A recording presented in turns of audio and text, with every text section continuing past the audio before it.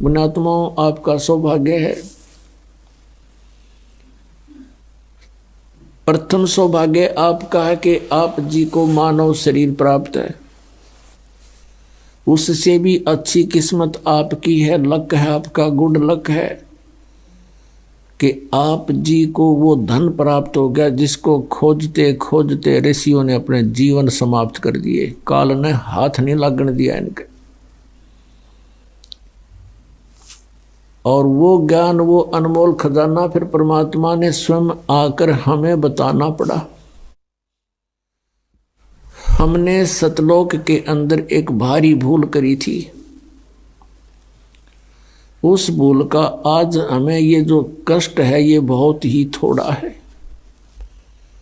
पुण्यात्माओं, जिस समय आप जी परमात्मा के तत्व ज्ञान से परिचित हो जाओगे, सभी बहन भाई, बुजुर्ग, बच्चे, नौजवान बच्चे, उस समय आपका कलेजा मुंह को आया करेगा कि हम इतने नीच, हमें ये सजा थोड़ी है जो आज हमें दी जा रही है कुत्ते गधे सूअर बना के, और इस मनुष्य जीवन में हम कितने कष्ट उठा रहे हैं।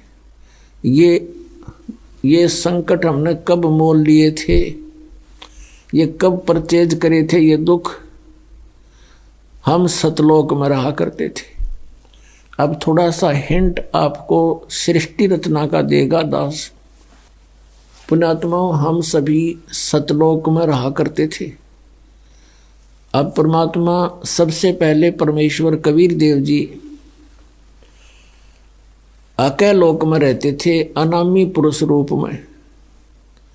वहां इनके एक रोमकूप की शोभा असंख्य सूर्य और असंख्य चंद्रमा मिला दे तो भी अधिक है।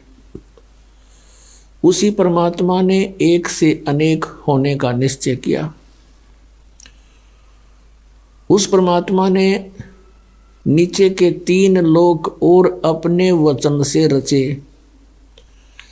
अकय लोक से नीचे अगम लोक, अगम लोक से नीचे अलख लोक, अलख लोक से नीचे फिर सत्यलोक। और इन अन्य तीनों लोकों में भी परमात्मा ने अपने अन्य रूप धारण किए। अगम लोक में अगम पुरुष, अलख लोक में अलख पुरुष, और सतलोक के अंदर ये सत्य पुरुष नाम से वहां विराजमान हुए। अपने आत्माओं, सतलोक के अंदर आकर परमात्मा ने फिर अन्य और रचनाएं की। सबसे पहले उन्होंने एक वचन से 16 द्वीप रचे और फिर अपने 16 वचनों से 16 पुत्रों की उत्पत्ति की। उनमें से कौन कौन है? सहजदास, जोगजीत, अचिंत, और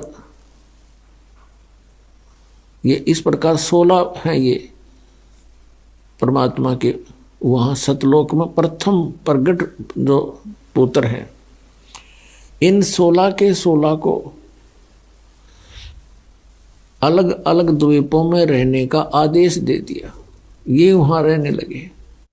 फिर अपने पुत्र अचिंत से कहा प्रभु ने, परमेश्वर ने, सत्य पुरुष कबीर देव ने, कि बेटा तू शेष रचना अब तू कर। अब परमात्मा उनको ये दिखाना चाहता था कि जिसका काम उसी को साजे और करे तो मूर्ख बाजे। अचिंत बड़ा तैयार होया कि जी ठीक है, प्रभुता की भूख बनी थोड़ी सी। तो उसी समय उसने अपने वचन शक्ति से एक पुरुष उत्पन्न किया, उसका नाम अक्षर पुरुष रखा। और अक्षर पुरुष से कहा अचिंत ने कि तू मेरा सहयोग दे सृष्टि रचना में। अक्षर पुरुष जाकर के वहां बने मानसरोवर में, एक अलग से मानसरोवर बना हुआ है, वो भी परमात्मा ने अपने वचन से रचा। उस मानसरोवर के अंदर जाकर के स्नान करने लगा, फिर उसके अंदर गोते लगाने लगा, उसमें निंद्रा आ गई, सो गया। काफी समय तक वो बाहर नहीं निकला। तब अचिंत ने परमात्मा से कहा प्रभु ऐसे ऐसे अक्षर पुरुष निंद्रा में सोया पड़ा है, वो बाहर नहीं आ रहा, आगे रचना मैं कैसे करूं? तब परमात्मा ने कहा, पुत्र तुम कर भी कुछ नहीं सकते और ना ही आगे से ट्राई करना। ये एक उनको ट्रेलर दिखाना था कि तुम्हारे बस का यूं काम है नहीं, कहीं बीच में टांग अड़ाने लग जाओ तुम। तब परमात्मा ने उस सरोवर से ही एक जल लिया अपने चुल्लू में और उसमें एक अपने मंत्र से वचन से एक अंडा बना दिया इतना बड़ा। उस अंडे को छोड़ दिया उस सरोवर में। वो गड़गड़ गड़गड़ करता हुआ जब नीचे को गया,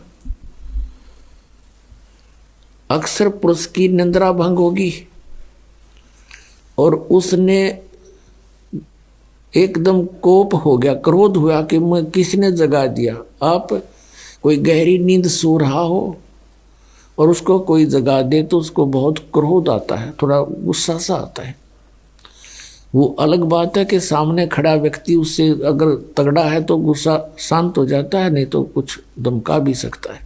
और जो ही उसने थोड़ा सा क्रोध से देखा कि किसने मुझे निद्रा, किसने भंग कर दी मेरी, उसके वो क्रोध तेज उस अंडे में प्रवेश हो गया। अंडा दो भाग हो गया, उसमें से ये सरपुरुष निकला, सरपुरुष जिसको ज्योति निरंजन भी कहते हैं। आगे चल के ये काल कहाया।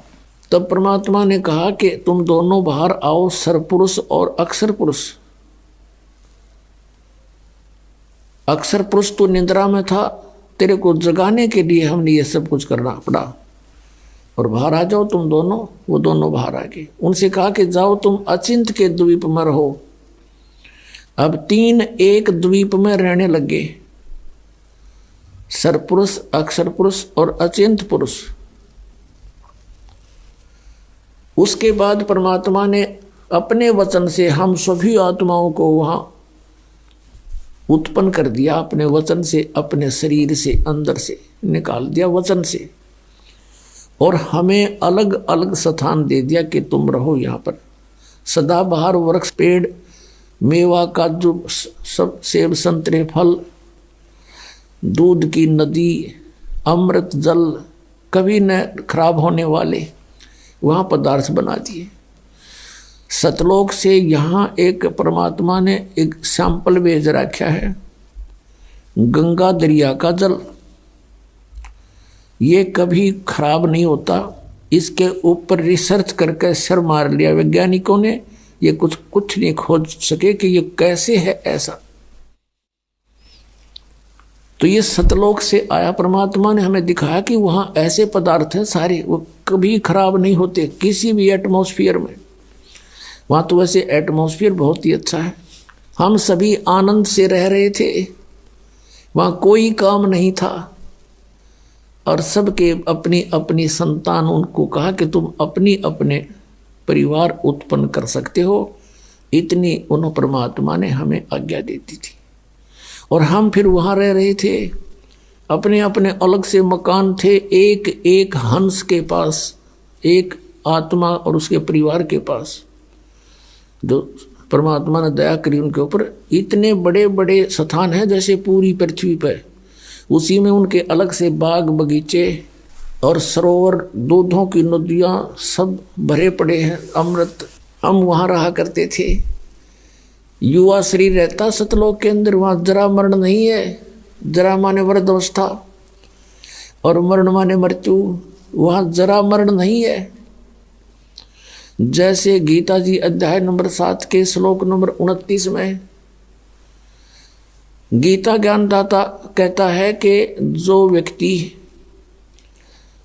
जरा और मरण से छूटने का प्रयत्न करते हैं, जरा माने वृद्धावस्था, बुढ़ापा, और मरण माने मृत्यु, वो ते तत्ब्रह्म विदु, वे उस तत्ब्रह्म से परिचित होते हैं, जानते हैं।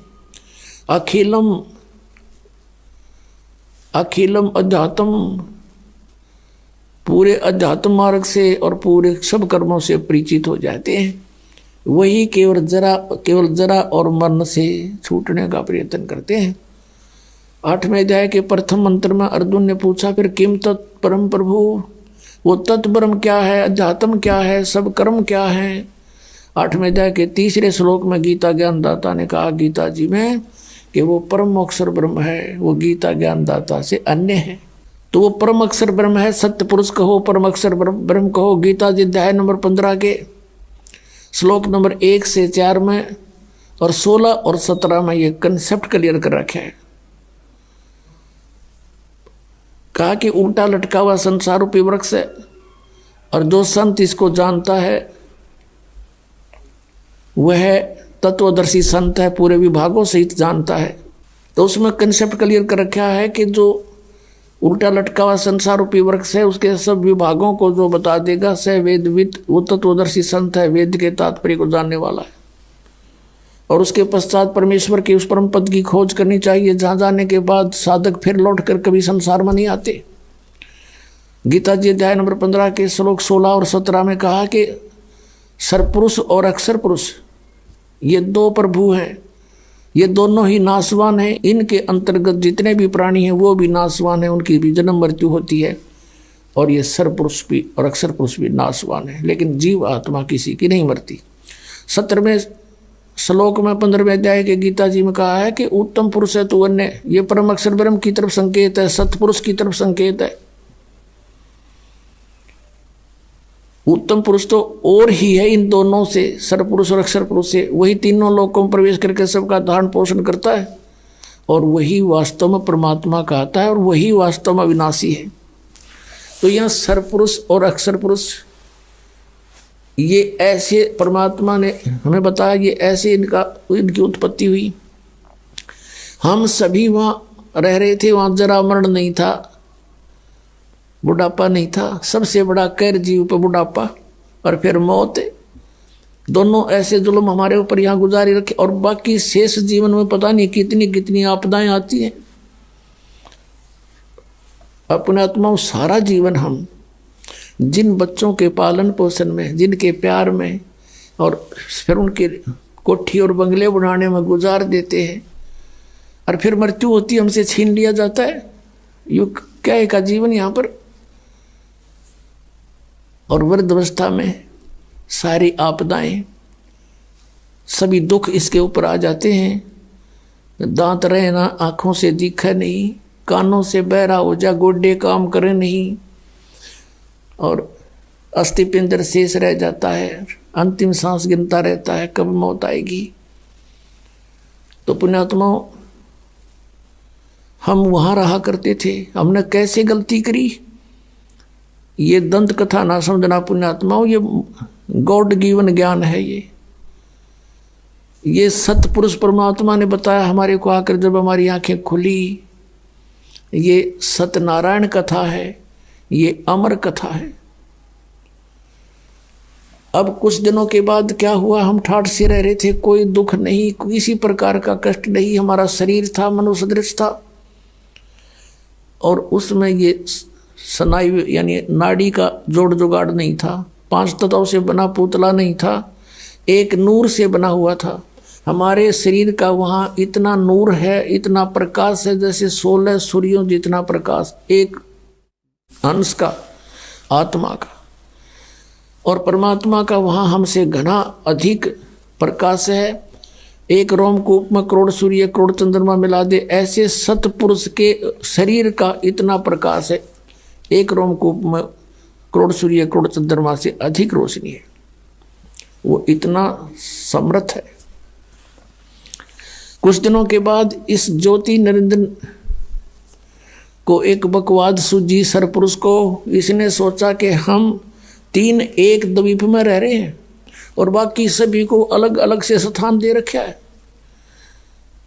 इसने खड़ा होकर के तप करना चाहा, क्योंकि तप से राज्य प्राप्त होता है।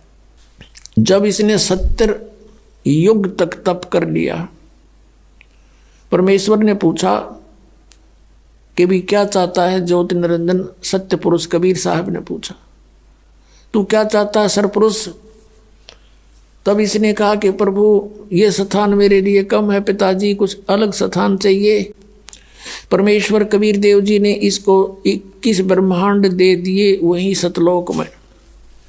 जैसे एक धनी पिता अपने पुत्र को 21 प्लाट बांट दे के लिए तेरे हिस्से के होंगे। ये उन प्लाटों में सर सपट्टे करे, कभी उसने देखा कभी उसने देखा, बड़ा खुश हुआ। फिर इसने सोचा इसमें कुछ कंस्ट्रक्शन भी होनी चाहिए। इसने 70 युग तक फिर तप किया। फिर परमात्मा ने पूछा, बोल भाई क्या मांगता है तू? जो मांगा था तुझे दे दिया। इसने कहा पिताजी कुछ कंस्ट्रक्शन मटेरियल और दे दो, कुछ मैं रचना रचूं वो सामग्री दे दो। तब परमात्मा ने इसको 5 तत्व और 3 गुण दे दिए अगले पुत्र खेल खिलौनों से। इसके पास जब ये सारा कुछ आ गया, इसने वहाँ कुछ अलग से पहाड़ पूड़ बना दिए, झरने झुरने बना दिए। तो उसमें इसने सोचा कंस्ट्रक्शन भी हो जाएगी, लेकिन फिर अकेले का दिल नहीं लगेगा 21 प्लाटों में, मेरे साथ कुछ आत्मा भी हो। इसने ये सोचकर फिर खड़ा हो गया। और जब ये तपस्या कर रहा था, हमने कहाँ मार खाई है पुण्यात्माओं, ये सत्कर मान लेना। ये कोई डूम बाट के गीत नहीं है कि वो किसी की प्रशंसा के लिए गा रखे हों, ये परमात्मा ने आके बता रखे हैं।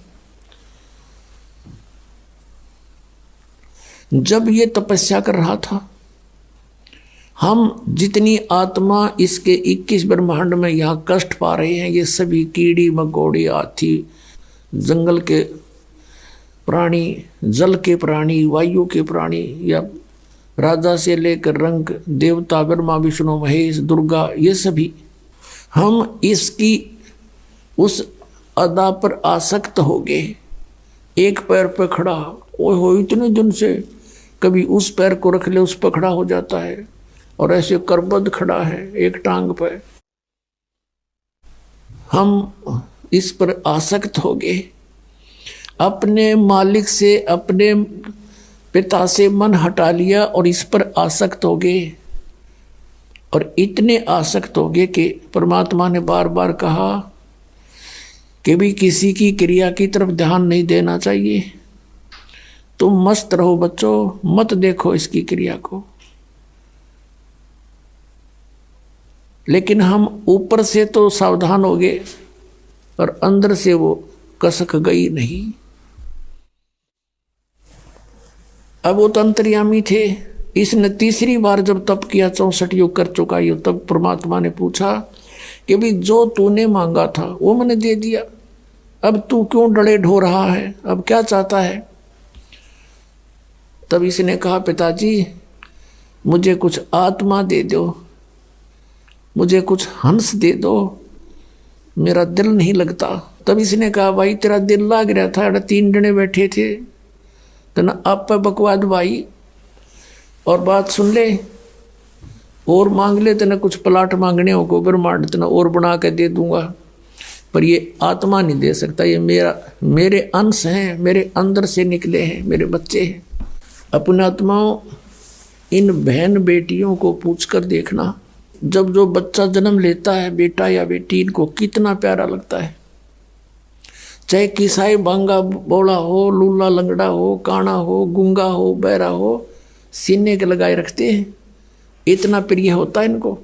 और उस परमात्मा से हमारा जन्म हुआ है, उनके शरीर से हम बाहर आए हैं, तरीका दूसरा है, प्यार उतना ही है। तो उसको हमसे कितना प्यार है।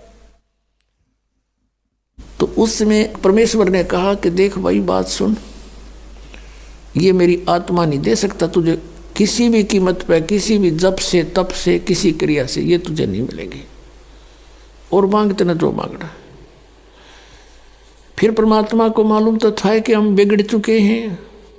दूध जब फट जाता है, सेब जब खराब हो जाता है, तो टोकरी से उठाकर वो बाहर फेंकना ही पड़ता है, ना औरों को भी खराब करे। तो ये सोचकर परमात्मा ने कहा, भाई सुन बात, यदि कोई आत्मा तेरे साथ सब इच्छा से जाना चाहता है तो नो ऑब्जेक्शन, मुझे कोई ऐतराज नहीं, पूछ ले उनसे।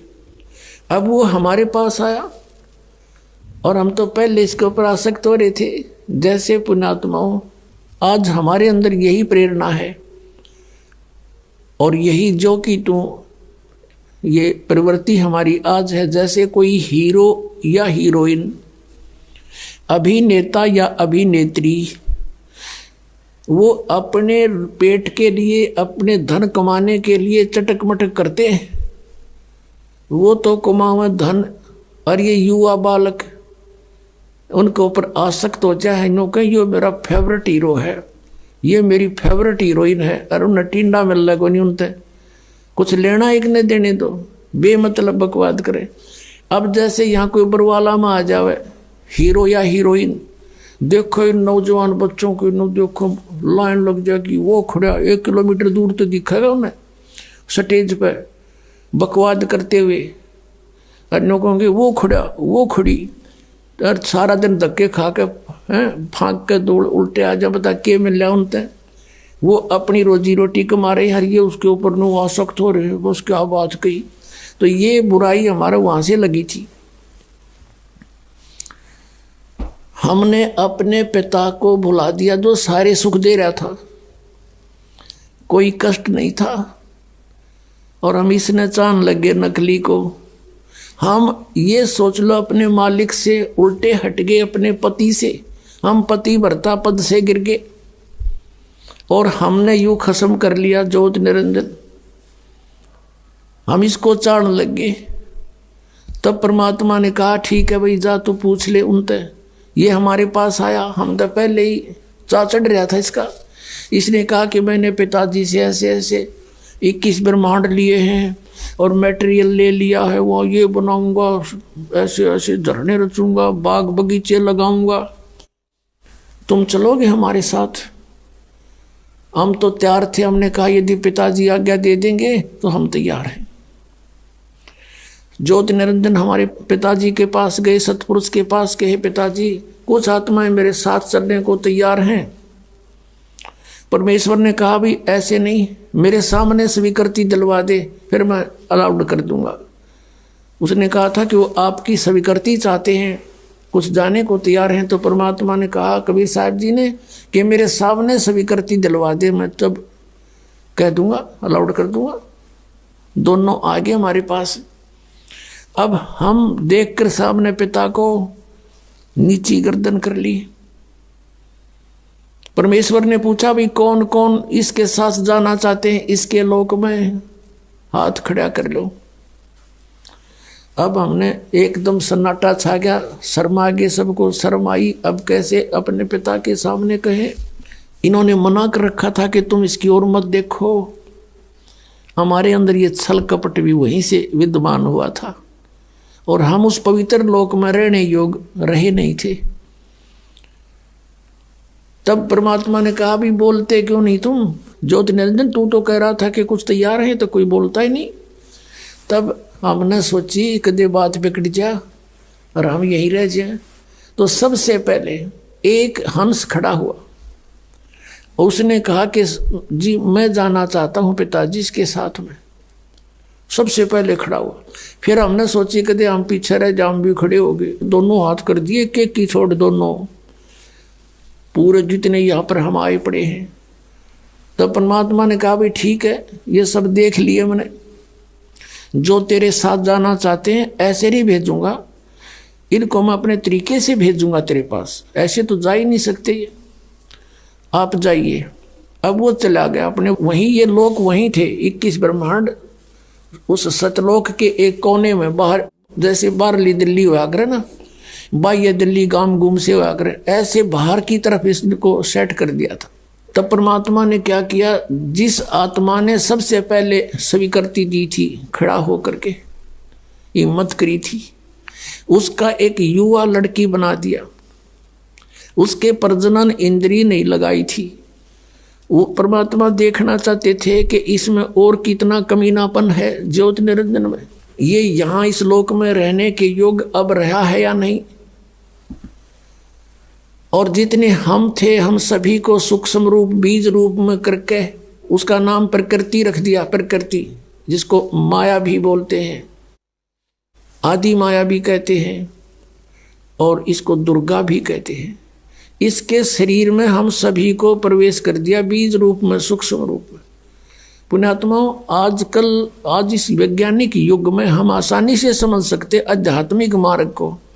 जैसे आप सुनते हो कई बार डॉक्टरों से कि किसी व्यक्ति के कुछ जीवाणु होते हैं, वो इतने रहने चाहिए, जैसे 50 लाख रहने चाहिए जीवाणु 1 ग्राम में, 1 mg ब्लड में। बताओ 50 लाख जीवाणु 1 mg ब्लड में, इतने को में फिर कितने अंदर है हमारे जीवाणु, गिनती नहीं होती। तो ऐसे परमात्मा ने सभी के सभी इसके अंदर फीड कर दिए सूक्ष्म रूप में। और इसको कहा बेटी दुर्गा को कि बेटी मैंने तुझे शब्द शक्ति दे दी है, वचन शक्ति दे दी है, और जितने भी जीव है ज्योत निरंजन कहे तू वचन से उत्पन्न कर सकती है नर और मादा।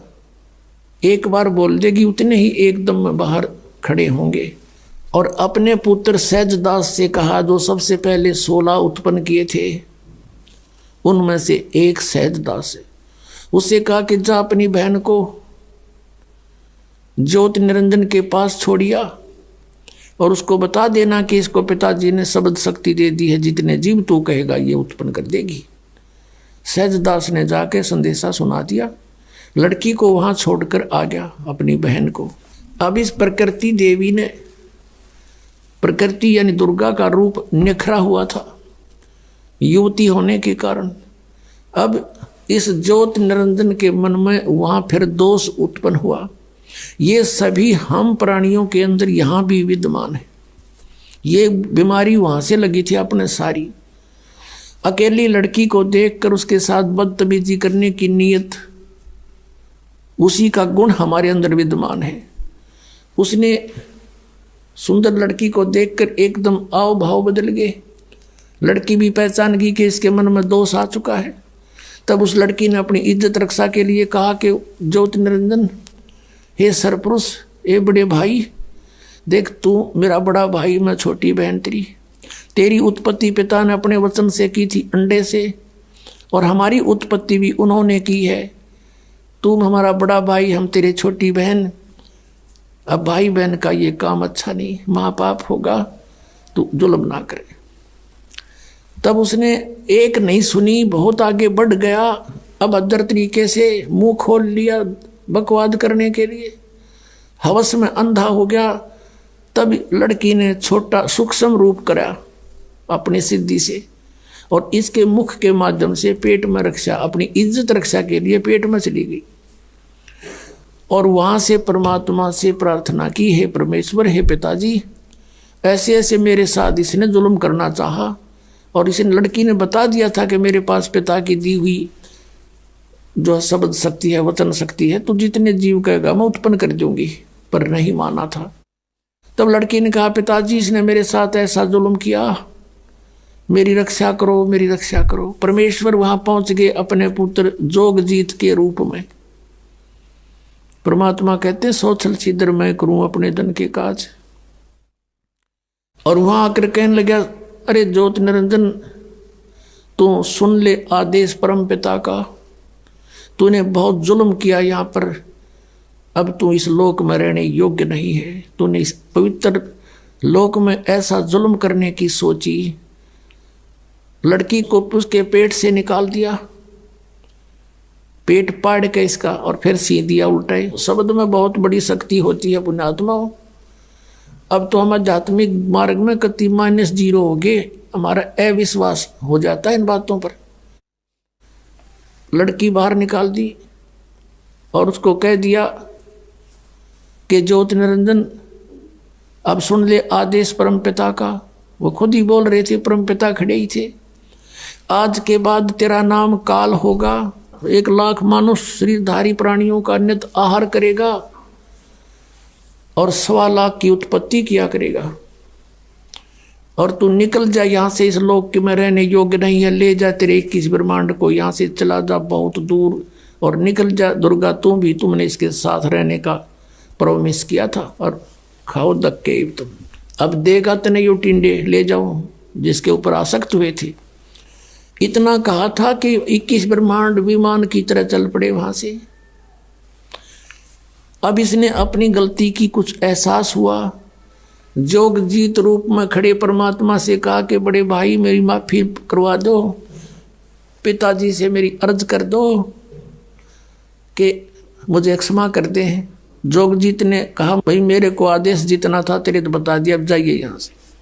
इतना कहकर वो चल पड़ा। आगे आकर सहज दास का द्वीप है, जब इसके 21 ब्रह्मांड आ रहे थे, इसने वहां विमान को रोका थोड़ी देर और कहा सहज दास मेरी अर्ज कर दे पिता परमात्मा थे, मेरी क्षमा याचना कर दो, प्रार्थना कर दो।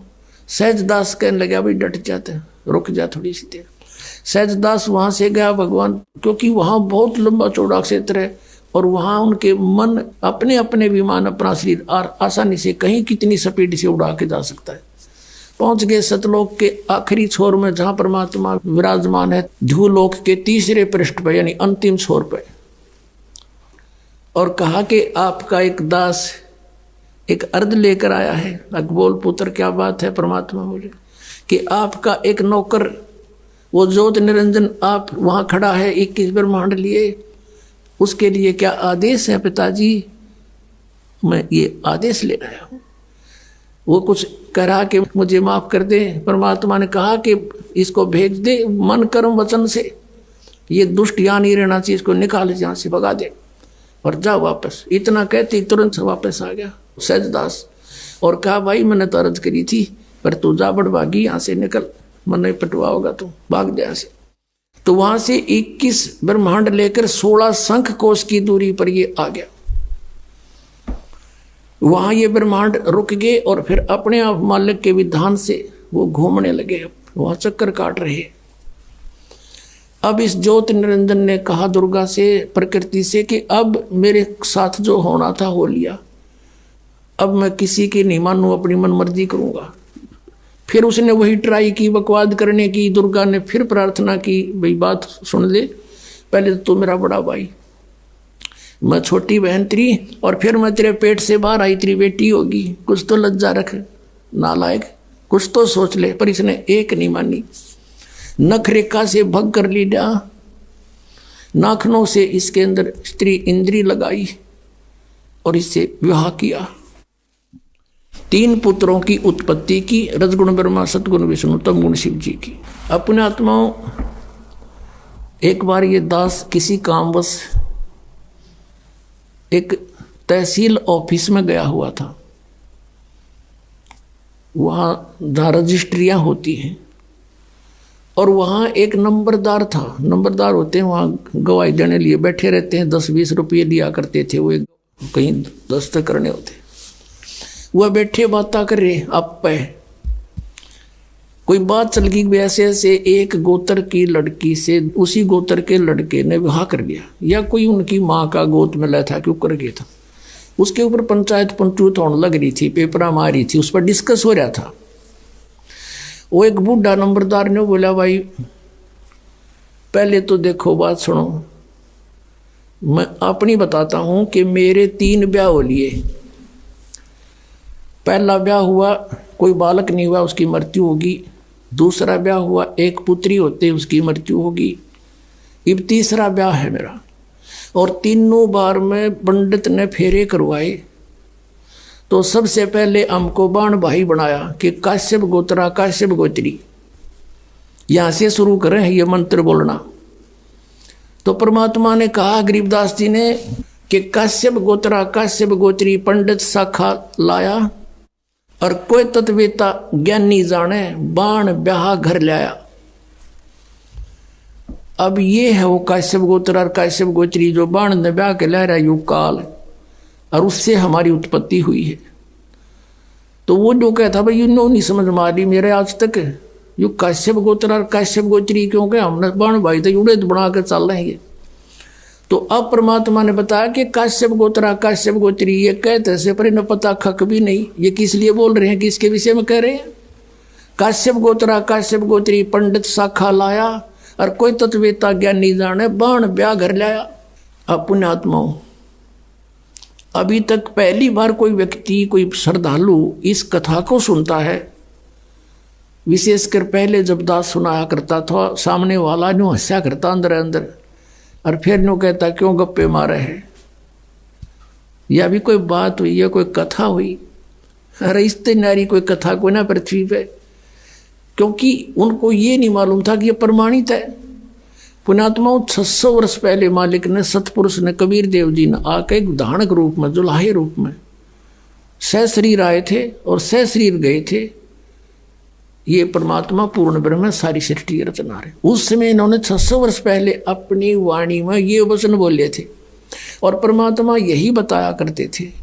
लेकिन ये ब्राह्मण लोग यानी हमारे ऋषि गुरु पवित्र हिंदू धर्म के इस बात की घनी काली मान गए कि ये झूठ बोलता है, ब्रह्मा विष्णु महेश नासवान है, इनकी माता है, इनका पिता है, ये तो अजर व अमर है, सर्वेश्वर है, महेश्वर है, किसी ग्रंथ में नहीं लिखा है। तो उस समय हमारे पूर्वज अशिक्षित थे, शिक्षा केवल एक ब्राह्मण वर्ण ही अधिकारी था उसके ग्रहण करने का, तो उनकी दाल गली रही। और परमात्मा 600 वर्ष आए थे पहले, यदि वो उस समय ये टांग ना अड़ाते, हमें मिसगाइड नहीं करते, तो हमें सारा काम सुलझा सड़जा मिलता आज के दिन। आज दास के साथ जो इतना संघर्ष चल रहा है, इतनी परिश्रम कर रहा है, 4-4 घंटे सत्संग, 5-5 घंटे सत्संग, और फिर सदग्रंथों को पढ़ना, उनको निष्कर्ष निकाल के आपके समक्ष करना, ये नहीं करना पड़ता। लेकिन उस समय इन्होंने, किसी ने परमात्मा के इस तत्व ज्ञान पर विश्वास ना किया और ना करने दिया। तो पुण्यात्माओं एक बात हमारे और बढ़िया होगी कि आज हम परमात्मा को पहचान सकते हैं कि जिसको ये अशिक्षित कहा करते कबीर तो अशिक्षित है, ये क्या जाने वेदों और गीता और पुराणों के बारे में, क्योंकि वो संस्कृत भाषा में है, ये झूठा है। और उस परमात्मा ने 600 वर्ष पहले ये बता दिया था कि ब्रह्मा विष्णु महेश नासवान है, इनके माता पिता हैं, इनका जन्म मृत्यु होता है। 600 वर्ष पहले परमात्मा कबीर जी ने जो वाणी बोली थी, पवित्र कबीर सागर के अंदर विद्यमान है। आप देखिएगा, प्रथम खंड कबीरपंथी भारत पथिक स्वामी युगलानंद बिहारी द्वारा पुरस्कृत। और ये कहाँ से छपा है? प्रकाशक एवं मुद्रक हैं खेमरा श्री कृष्ण दास प्रकाशन, अध्यक्ष श्री वेंकटेश्वर प्रेस, खेमरा श्री कृष्ण दास मार्ग, मुंबई से। अब इसके अंदर हम आपको दिखाते हैं सृष्टि रचना। ये है ज्ञान बोध नामक एक अध्याय है, और ये बोध सागर एक खंड है। ये देखिएगा 21 पृष्ठ पे नीचे परमात्मा ने 600 वर्ष पहले अपनी प्यारी आत्मा धर्मदास को ये ज्ञान दिया था। धर्मदास ये जग बोराना, कोई न जाने पद निर्वाणा, यही कारण मैं कथा पसारा, जग से कहिए वो राम नियारा। ये नाम नहीं है, ये गलत लिखा है कबीरपंथियों ने। ये बाद में संशोधन में इन्होंने अपने हिसाब से कुछ गड़बड़ी कर रखी है। यही ज्ञान जग जीव सुनावो, सब जीवों का भरम नसाओ, अब मैं तुमसे कहूँ चिताई, तेरे देवन की उत्पत्ति बाई। तीनों देवताओं ब्रह्मा विष्णु महेश की अब तुझे उत्पत्ति बताता हूँ। कुछ संक्षेप कहूँ गहुराई, सब संशय तुम्हारे मिट जाई, भरम गए जग वेद पुराना, आदि राम का भेद न जाना। ये नाम गलत लिखा है, राम है, आगे चलकर क्लियर होगा। ये राम राम सब जगत बखाने, आदि राम कोई बिरला जाने। ये राम है शब्द है, गलत लिखा है कि सभी राम राम कहते हैं। उस आदि राम सनातन परमात्मा को कोई बिरला ही जानता। ये राम शब्द है, नाम नहीं। इन संशोधनकर्ताओं ने अपनी अज्ञान सोच से कुछ इसमें गड़बड़ी कर रखी है, वही हम शुद्ध कर लेंगे। राम राम सब जगत बखाने, आदि राम कोई बिरला जाने, ज्ञानी सुने सो हृदय लगाई, मूर्ख सुने तो गम ना पाई। माँ अष्टंगी पिता निरंजन, ये जमदारुण वंशन अंजन। इन ब्रह्मा विष्णु महेश की माता तो अष्टंगी दुर्गा है, इनका पिता ज्योति निरंजन है। पहले कीन निरंजन राई, पीछे से माया उपजाई। कहते पहले तो ज्योत निरंजन को उत्पन्न किया इस काल को अंडे से, और पीछे से दुर्गा की उत्पत्ति की। माया रूप देख अति शोभा, यु देव निरंजन तन मन लोभा। दुर्गा के सुंदर रूप को देखकर इसके मन में दोष आ गया। कामदेव धर्मराय सताए, देवी को तुरंत धर खाए। पेट से देवी करी पुकारी, हे साहेब मोए करो उबारी। पेट से दुर्गा ने पुकार करी। टेर सुनी सतगुरता आए, अष्टंगी को बंद छुड़वाए। परमात्मा कहते हैं कि टेर सुनी तहाँ हम आए, यहाँ इन्होंने अपने हिसाब से लिख दिया, सतगुरु तहाँ आए, अष्टंगी के बंध छुड़वाए, यानी उसके पेट से निकाले बंधन से। अब 22 पृष्ठ पर ज्ञान बोध। धर्मराय को हिकमत की ना, नख रेखा से भग कर लेना। नाखनों से स्त्री इंद्री लगा बना दी। धर्मराय करे भोग विलासा, माया को रही तब आशा। ये दुर्गा प्रेग्नेंट हुई। 3 पुत्र अष्टंगी जाए, ब्रह्मा विष्णु शिव नाम धराए। 3 देव विस्तार चलावे, इनमें यो जग धोखा खावे। पुरुष गम कैसे के पावे, काल निरंजन जग भरमावे। 3 लोक अपने सुत दीना, सुन निरंजन बासालीना। अलख निरंजन सुन ठिकाना, ब्रह्मा विष्णु शिव वेद न जाना। आज तक ब्रह्मा विष्णु महेश को नहीं पता हमारा पिता कौन है। 3 देव सो उसको ध्यावे, निरंजन का वो पार न पावे। ये तीनों देवता ब्रह्मा विष्णु महेश कहते आज तक उसी की खोज में लग रहे, न वो भी ना पा लिया। सतलोक तो बहुत दूर की बात है। अलख निरंजन बड़ा बटपारा, बटपारा माने ठग, धोखेबाज है ये। और 3 लोग जीव कीन आहारा, तीनों लोग के जीवों को खा रहा है। पाताल लोक, स्वर्ग लोक, पृथ्वी लोक। ब्रह्मा विष्णु शिव नहीं बचाए, सकल खाए पुन धूल उड़ाए। ब्रह्मा विष्णु महेश को भी खाता है, इनकी भी जन्म मृत्यु होती है। तिनके सुत हैं तीनों देवा, अंदर जीव करते हैं सेवा। कहते हैं इन दुर्गा और काल के 3 पुत्र हैं, और ये तत्व ज्ञानहीन प्राणी इन की पूजा करते हैं, काल की पूजा करते हैं। ये अकाल पुरुष का हो नहीं चीन्या, काल पाए सभी गए लीना। 3 देव और असुर अवतारा, ताको बजे सकल संसारा। 3 देवताओं को, और फिर जैसे राम के साथ रावण की भी गेले महिमा गाँव है, कहते हैं असुरों को भी गिरले बजे ये। और 3 गुणों का ये विस्तारा, धर्मदास मैं कहूँ पुकारा। तीनों गुण, रजगुण ब्रह्मा, सतगुण विष्णु, तम गुण शिव जी। गुण तीनों की भक्ति में ये भूल पड़ो संसार, कहे कबीर निज नाम बिन कैसे उतरो पार। 3 देव की करते भक्ति, उनकी कदे ना हो मुक्ति। अपने आत्माओं, परमात्मा ने 600 वर्ष पहले आकर यह अपने द्वारा रची हुई सृष्टि एज इट इज बता दी थी। और ये हमारे सदग्रंथों में भी, क्योंकि परमात्मा कबीर जी ने सतयुग में सबसे प्रथम आते हैं। सतयुग में, उस सतयुग के अंदर आके ब्रह्मा को मिले, ब्रह्मा जी से भी ज्ञान सुनाया। ब्रह्मा जी ने बहुत अच्छी तरह ज्ञान को समझा, प्रथम मंत्र भी ग्रहण किया। उनको केवल एक मंत्र दिया, ओम मंत्र, क्योंकि वेद पढ़ा करता, दूसरा सुने नहीं। और फिर ने सोचा था परमात्मा ने, ये थोड़ी बहुत मेरी बात को सुहावेंगे तो फिर सतनाम दूंगा इनको, और फिर ये ले चलूंगा सबको उल्टा।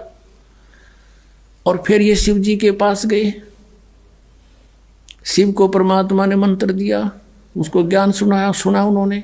फिर विष्णु जी के पास गए, वहाँ भी उन्होंने ज्ञान सुनाया, वो भी अच्छी आत्मा थी सभी, और सुना अच्छी तरह कि कोई महापुरुष है। फिर उसके बाद परमात्मा ने सोचा फिर कभी जाऊंगा, अगर इनकी रुचि होगी तो सही नाम दूंगा भी, तो उनको दूसरे मंत्र देकर आया परमात्मा। पीछे से काल निरंजन ने सोचा कि तेरे पुत्र गए, ये चले गए तो सारे जीव वापस हो जाएंगे। तभी उन्हें अंदर से प्रेरणा कर दी है, सारे मोट दबा दिया कि ये झूठा है, कपटी है, इसके पास कोई ज्ञान नहीं है, वेद सत्य है, तुम इन्हीं को मानो, मत मानो उसकी। दूसरी बार परमात्मा गए तो उन्होंने अरुचि दिखाई तीनों ने, तो जान गए परमात्मा कि काल आ गया इनकी बुद्धि में, अब इनकी बुद्धि में काल आ गया, अब ये नहीं मानेंगे। अब वो परमात्मा से सुना हुआ ज्ञान और कुछ अपना अनुभव ब्रह्मा जी ने फिर अन्य को सुनाना शुरू किया। अब वो पुराणों में विद्यमान है, आपको दिखाते हैं। अब केवल यदि हम कबीर सागर से ही आपको संतुष्ट करते तो कोई नहीं मानता, न के छोड़ इन बातों में, ये तो वैसे तुक्के मारे। और अब पुराणों में विद्यमान है सारा ज्ञान। अब बुद्धिमान हिंदू समाज के बच्चे सारे शिक्षित हो गए, अब इनको यो स्वीकार करना पड़ा। अब सचमुच जो पुराणों में लिखा और 600 वर्ष पहले भगवान बता गए, वो जो का तो आज पुराणों में लिखा, जिसको ये अशिक्षित कहते थे। और परमात्मा वैसे तो वो तो अंतर्यामी है, सब भाषाओं को जानते हैं। जानबूझकर मालिक अक्सर ज्ञानहीन रहे कि कोई नू ना सोचा कबीर जी ने ये पढ़ ली होंगी, कुरान पुराण वेद पुराण पढ़ लिए होंगे। और अब इससे हम भगवान पहचान सकते हैं कि परमात्मा जिसको अज्ञानी कहते वो महाज्ञानी, सब वेदों और गीता और पुराणों को जानकार थे, वो तो परमात्मा थे। और ये संस्कृत के ज्ञाता महामंडलेश्वर विद्वान कहाँ थे, न कख भी ना पता, हमारे सिलेबस का, हमारे सदग्रंथों का पता नहीं। अब आपको दिखाते हैं, सबसे पहले देवी भागवत दिखाते हैं। अब देखिएगा श्रीमद् देवी भागवत यानी देवी पुराण, गीता प्रेस गोरखपुर से प्रकाशित है। ये संपादक है हनुमान प्रसाद पोदार, चिमनलाल गोस्वामी। ये कहाँ से छपे हैं? प्रकाशक एवं मुद्रक है गीता प्रेस गोरखपुर, गोविंद भवन कार्यालय कोलकाता का संस्थान, ये यहाँ से छपा है। 123 पृष्ठ पे ये तीसरा स्कंद। यहाँ पर भगवान विष्णु अपनी माता दुर्गा की महिमा स्तुति कर रहे हैं। तुम शुद्ध स्वरूपा हो, यह सारा संसार तुम्ही से उद्भासित हो रहा है। मैं ब्रह्मा और शंकर हम सभी तुम्हारी कृपा से विद्यमान है। हमारा आविर्भाव जन्म, आविर्भाव माने जन्म, तिरोभाव माने मृत्यु हुआ करता है। केवल तुम ही नित्य हो, जगत जननी हो, प्रकृति और सनातनी देवी हो। प्रकृति दुर्गा को कहते हैं, ये स्पष्ट लिखा है। भगवान शंकर बोले, देवी यदि महाभाग विष्णु तुम्ही से प्रकट हुए हैं, उनके बाद उत्पन्न होने वाले ब्रह्मा भी तुम्हारी बालक हुए, फिर तमोगुणी लीला करने वाला शंकर क्या मैं तुम्हारी संतान नहीं हुआ?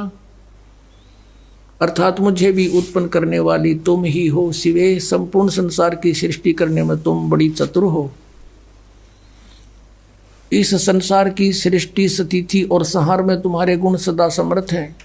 उन्हीं तीनों गुणों से उत्पन्न हम ब्रह्मा विष्णु एवं शंकर नियमानुसार कार्य में तत्पर रहते हैं। अब आप जी ने ये पवित्र श्री देवी भागवत देखा, श्रीमद् देवी भागवत यानी देवी पुराण में 5 कंसेप्ट क्लियर हो गए। ब्रह्मा विष्णु महेश की जन्म मृत्यु होती है, ये अविनाशी नहीं है।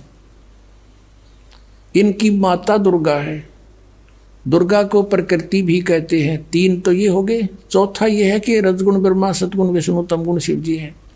और 5वां ये हो गया कि ये ब्रह्मा विष्णु महेश केवल वर्क डन ही दे सकते हैं, ये किसी का संकट निवारण नहीं कर सकते। जैसा जिसका कर्म है वैसा ही देंगे, पुण्य भी पाप भी। केवल परम अक्षर ब्रह्म सतपुरुष कबीर साहब वो परमात्मा है जो हमारे भाग्य के लेखों को बदल सकते, बुरों को। अब देखो, यदि कबीर सागर को अकेले को पढ़ा कर आपको सुनाता तो कोई विश्वास नहीं लाता। अब आपके समक्ष जो 600 वर्ष पहले भगवान बोल कर गए थे वो वचन आज सदग्रंथों ने उनको सेकंड किया, समर्थन दिया। तो इससे पुण्यात्माओं बहुत आसान हो गया आपको भगवान को पहचानना, जिसको ये अशिक्षित अज्ञानी कहा करते थे। और इस संस्कृत भाषा के जानने वालों को हमारे पूर्वज बड़े विद्वान महापुरुष महर्षि बड़े पहुंचे हुए मानते थे। न कख नहीं पता था, सदग्रंथों को भी नहीं परिचित थे। ये आज तक हमें नहीं बता सके ऋषि महर्षि ब्रह्मा विष्णु महेश नाशवान है या अविनाशी है। इनके माता पिता भी हैं और सदग्रंथों में लिखे, इनकी जीवनी में लिखे, तो ये कख नहीं जाने थे, लोक वेद सुनाया करते थे। अब दिखाता हूं आपको। अब देखिएगा, श्री शिव पुराण में गीता प्रेस गोरखपुर से प्रकाशित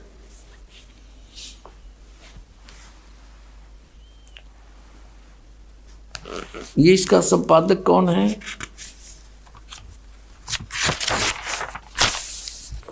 हनुमान प्रसाद पोदार, ये है इसका संपादक। और ये कहाँ से छपा है? प्रकाशक एवं मुद्रक हैं गीता प्रेस गोरखपुर, गोविंद भवन कार्यालय कोलकाता का संस्थान। ये इनके फैक्स और फोन नंबर हैं। अब इसके 98वें पृष्ठ से हम आपको सुनाएंगे, थोड़े से ही लेख में कंसेप्ट क्लियर हो जाएगा। ये रुद्र संहिता और ये 5वां अध्याय यहाँ अंत होता है। इसके लास्ट से लेंगे, इससे लिंक बन जाता है। अपने पुत्र नारद की यह बात सुनकर लोक पिता ब्रह्मा वहां इस प्रकार बोले। ब्रह्मा जी ने कहा, ब्रह्मन, ये 6वां अध्याय है रुद्र संहिता का शिव पुराण में, तुम सदा समस्त जगत के उपकार में ही लगे रहते हो। तुमने लोगों के हित की कामना से बहुत उत्तम बात पूछी है। जिस समय समस्त चराचर जगत नष्ट हो गया था, सर्वत्र केवल अंधकार ही अंधकार था, उस समय तत्सद्ब्रह्म इस श्रुति में जो सत्य सुना जाता है एकमात्र वही शेष था। अब 100 पृष्ठ पर आ गया, 99 पर 98 पर पढ़ दिया संक्षिप्त शिव पुराण। जिस परब्रह्म के विषय में ज्ञान और अज्ञान से पूर्ण उक्तियों द्वारा इस प्रकार विकल्प किए जाते हैं, उसने कुछ काल के बाद द्वितीय की इच्छा प्रकट की। उसके भीतर एक से अनेक होने का संकल्प उदित हुआ। तब उस निराकार परमात्मा ने, ये निराकार मानते हैं ब्रह्म को, ये ब्रह्म से शुरू होते हैं इनकी कहानी, अपनी लीला शक्ति से अपने लिए मूर्ति आकार की कल्पना की। जो मूर्ति रहित परम ब्रह्म है उसकी मूर्ति भगवान सदाशिव है। अर्वाचीन और प्राचीन विद्वान उन्हीं को ईश्वर कहते हैं। उस समय एकाकी रहकर सब इच्छा अनुसार विहार करने वाले उस सदाशिव ने अपने विग्रह से, विग्रह माने शरीर से, स्वयं ही एक स्वरूप भूता शक्ति की सृष्टि की।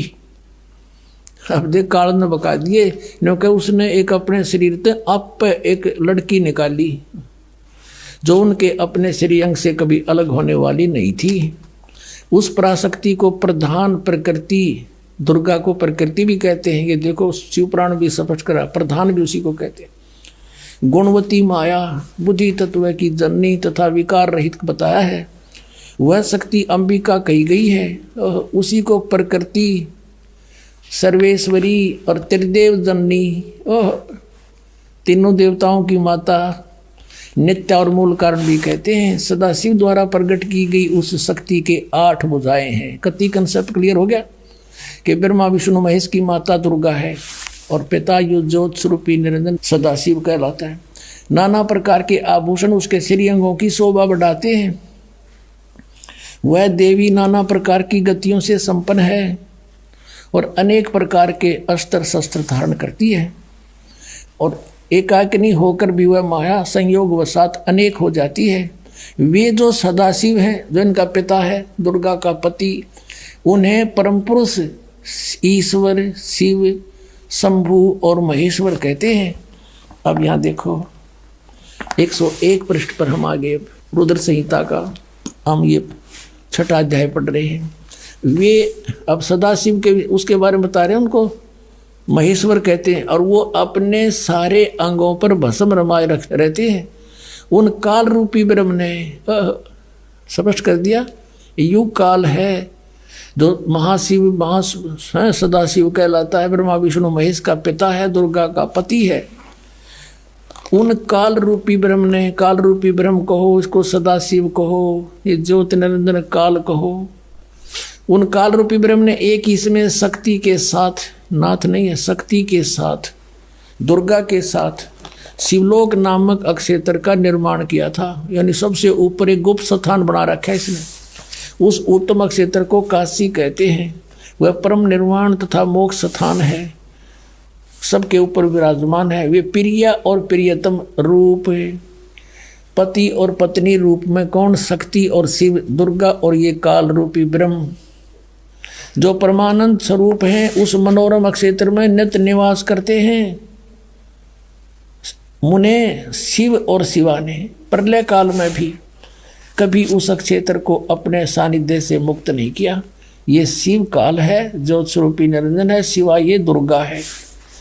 यहाँ देखिए, देवर से एक समय आनंद वन में रमण करते हुए शिवा और शिव के मन में, दुर्गा और काल के मन में यह इच्छा हुई कि किसी दूसरे पुरुष की सृष्टि करनी चाहिए, जिस पर यह सृष्टि संचालन का महान भार रखकर हम दोनों केवल काशी में रहकर सभी इच्छा अनुसार विचरें और निर्वाण धारण करें। इन्हें फिर एक पुत्र की उत्पत्ति का विचार किया। ऐसा निश्चय करके शक्ति सहित दुर्गा के साथ सर्वव्यापी परमेश्वर शिव ने अपने वाम भाग के 10वें अंग पर अमृत मल दिया, यानी पति पत्नी व्यवहार किया। फिर तो वहां से एक पुरुष प्रकट हुआ। अब उसका नाम क्या रखा है न देखिएगा। अब 102 पृष्ठ पे ये संक्षिप्त शिवपुराण के रुद्र संहिता का 6ठा अध्याय चल रहा है। अब कहते हैं, शिव ने कहा वत्स, उसका नाम धर दिया शिव ने, काल ने। शिव ने कहा वत्स, व्यापक होने के कारण तुम्हारा विष्णु नाम विख्यात हुआ। अपने आत्माओं, परमात्मा कहा करते, मोती मुक्ता दर्शत नाई, ये जग है सब अंधरे, दिखत के तो नैन चश्म, इनका फेरा मोतिया बंदरे। कहते हैं मैं ऋषि कुमाऊं थे, संस्कृत के व्याकरण मोड़ दिए बैठे रहे, एक सदग्रंथ को इनका समझ में आया को नहीं। ये कुआं महर्षि मंडलेश्वर, अरे न कख नहीं पता ब्रह्मा विष्णु महेश की सती थी का, अपने सदग्रंथ सिलेबस से नहीं परिचित, ये काहे के टीचर थे। यानी पूरे हमारे मानव समाज को इन्होंने काल के मुंह में ठोके रखा, गधे कुत्ते बनवा दिया, भूत बनवाया, गलत साधना बता के, गलत ज्ञान बना के बता के, और फिर श्राद्ध निकलवाण की रोजी रोटी का धंधा चला दिया। अपने सदग्रंथ इनका समझ में आए नहीं, हमारा कोल्लू बना रखा था, इन रहट बना दिया। और परमात्मा 600 वर्ष पहले बता गए थे ये बात। पुण्यात्माओं, आज भगवान पहचानने में 2 मिनट लगेंगे। जब जरा सी बुद्धि से काम लोगे और निष्पक्ष भाव से सोचोगे, मान बढ़ाई नहीं, ईर्षा नहीं होनी चाहिए, क्योंकि इसमें विरोध कौन पैदा कर सकते हैं? जिनकी रोजी रोटी चल रही है, उन आचार्यों की या कोई गुरु पद पर विराजमान है, पर जनता शिक्षित है, उनकी एक नहीं चल रहे, वो आखिर में अपने मुंह की खानी पड़ेगी इन सबको जो बकवाद करेंगे। अब यहाँ स्पष्ट हो गया कि विष्णु जी की उत्पत्ति दुर्गा और काल से हुई, ये इनके माता पिता हैं। अब ब्रह्मा की उत्पत्ति देखो, ये 103 पृष्ठ पे, 102 पर हमने पढ़ा था, 103 पृष्ठ पे रुद्र संहिता, और यहाँ 6ठा अध्याय समाप्त हो गया ये विष्णु जी का नाम बता के। और अब हम यहाँ आगे 7वां अध्याय, ब्रह्मा जी बता रहे हैं आगे। देव ब्रह्मा जी कहते हैं देव से नारद को बता रहे हैं, तत्पश्चात कल्याणकारी परमेश्वर सांब सदाशिव ने काल ने दुर्गा के साथ जैसे विष्णु उत्पन्न किया, पूर्ववत पर प्रयत्न करके मुझे अपने दाहिने अंग से उत्पन्न कर दिया। अपने आत्माओं, यहाँ ये अनुवाद करता शर्मा गया। शिव जी का पुजारी होगा कि शिव जी की उत्पत्ति कैसे दिखाऊं, यहाँ तक कर गया गोलमोल। और दिखाएंगे आपको, कहते चोर चुरावे तू बड़ी, वो गड्ढे पानी में, वो गड्ढे हुआ ऊपर आवे ना, सच्चाई छनी ना। अब देखो, यही रुद्र संहिता हम पढ़ रहे हैं, और ये संक्षिप्त शिवपुराण 110 पृष्ठ पे यहाँ लिखा है कि इस प्रकार ब्रह्मा विष्णु तथा रुद्र इन 3 देवताओं में गुण हैं, परंतु शिव गुणातीत माने गए हैं। अब ब्रह्मा विष्णु रुद्र यु शंकर, ये तो हो गए 3, और इन तो चौथा यु इनमें तो गुण है, रजगुण ब्रह्मा, सतगुण विष्णु, तम गुण शिव शंकर। और यो शिव कहते गुणातीत माने गए। अब गए ना, 4 हो गए बड़े यहाँ पर। और अच्छा कंसेप्ट क्लियर होगा, दिखाते हैं आपको। इसी शिव पुराण के 24-25 पृष्ठ पर आपको दिखाते हैं। एक समय ब्रह्मा जी और विष्णु जी का इस बात पर युद्ध हो गया। ब्रह्मा जी को भ्रम था कि मैं सृष्टि उत्पत्ति करता हूँ। विष्णु जी को भ्रम था कि मेरे नाभि कमल से ब्रह्मा की उत्पत्ति हुई है, जो मेरा पुत्र है। इससे बात पर कहा सुनी युद्ध हो गया कि मैं तू मेरा बेटा, उन्होंने कहा मैं तेरा बेटा। उसके उस समय इस काल भगवान इनके पिता ने इनके बीच में एक शिवलिंग खड़ा कर दिया, तेजों में स्वतंभ। तो ये युद्ध छोड़ के उसके ओर छोड़ जाने लगे। फिर इनको वो खुद आ गया, शिव रूप में प्रकट हो गया। इसने प्रतिज्ञा कर रखी है कि मैं अपने वास्तविक रूप में कभी किसी को दर्शन नहीं दूंगा। किसी को अपने पुत्र शिव के रूप में, किसी को ब्रह्मा के रूप में, किसी को विष्णु के रूप में दर्शन दे जाता है। और वो साधक ये सोचते हैं कि ये हमारे साथ रहते हैं, ये देवता यही सर्वशक्तिमान है, साधना करते यही प्रकट होते हैं। और होता था उनकी साधना से वो काल, और वो प्रकट, वो अपना वास्तविकता बताता नहीं। 7वें अध्याय के गीता जी के 24 और 25 में कहा है कि मैं अपनी योग माया से छुपा रहता हूँ। ये मेरा अटल घटिया अनुत्तम विधान है, मैं कभी किसी के समक्ष नहीं आता। इसने प्रतिज्ञा कर रखी है, परमात्मा ने बता रखी है आपको। कबीर सागर में लिखा सारा कुछ, और वही इनमें प्रमाण है। अब उसमें यू आ गया इनके बीच में और कहा, और के ज्ञान दिया उनको। देखिए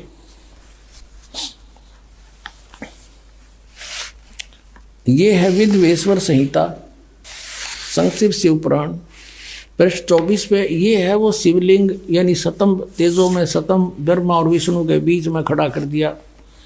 और फिर ये देखिएगा 25 पृष्ठ पे, ब्रह्मा और विष्णु ने पूछा, प्रभु, उस शिव रूप में खड़े भगवान काल से पूछा, सतकाल रूपी ब्रह्म से कि ब्रह्मा और विष्णु ने पूछा, प्रभु, सृष्टि आदि 5 कर्तव्यों के लक्षण क्या हैं?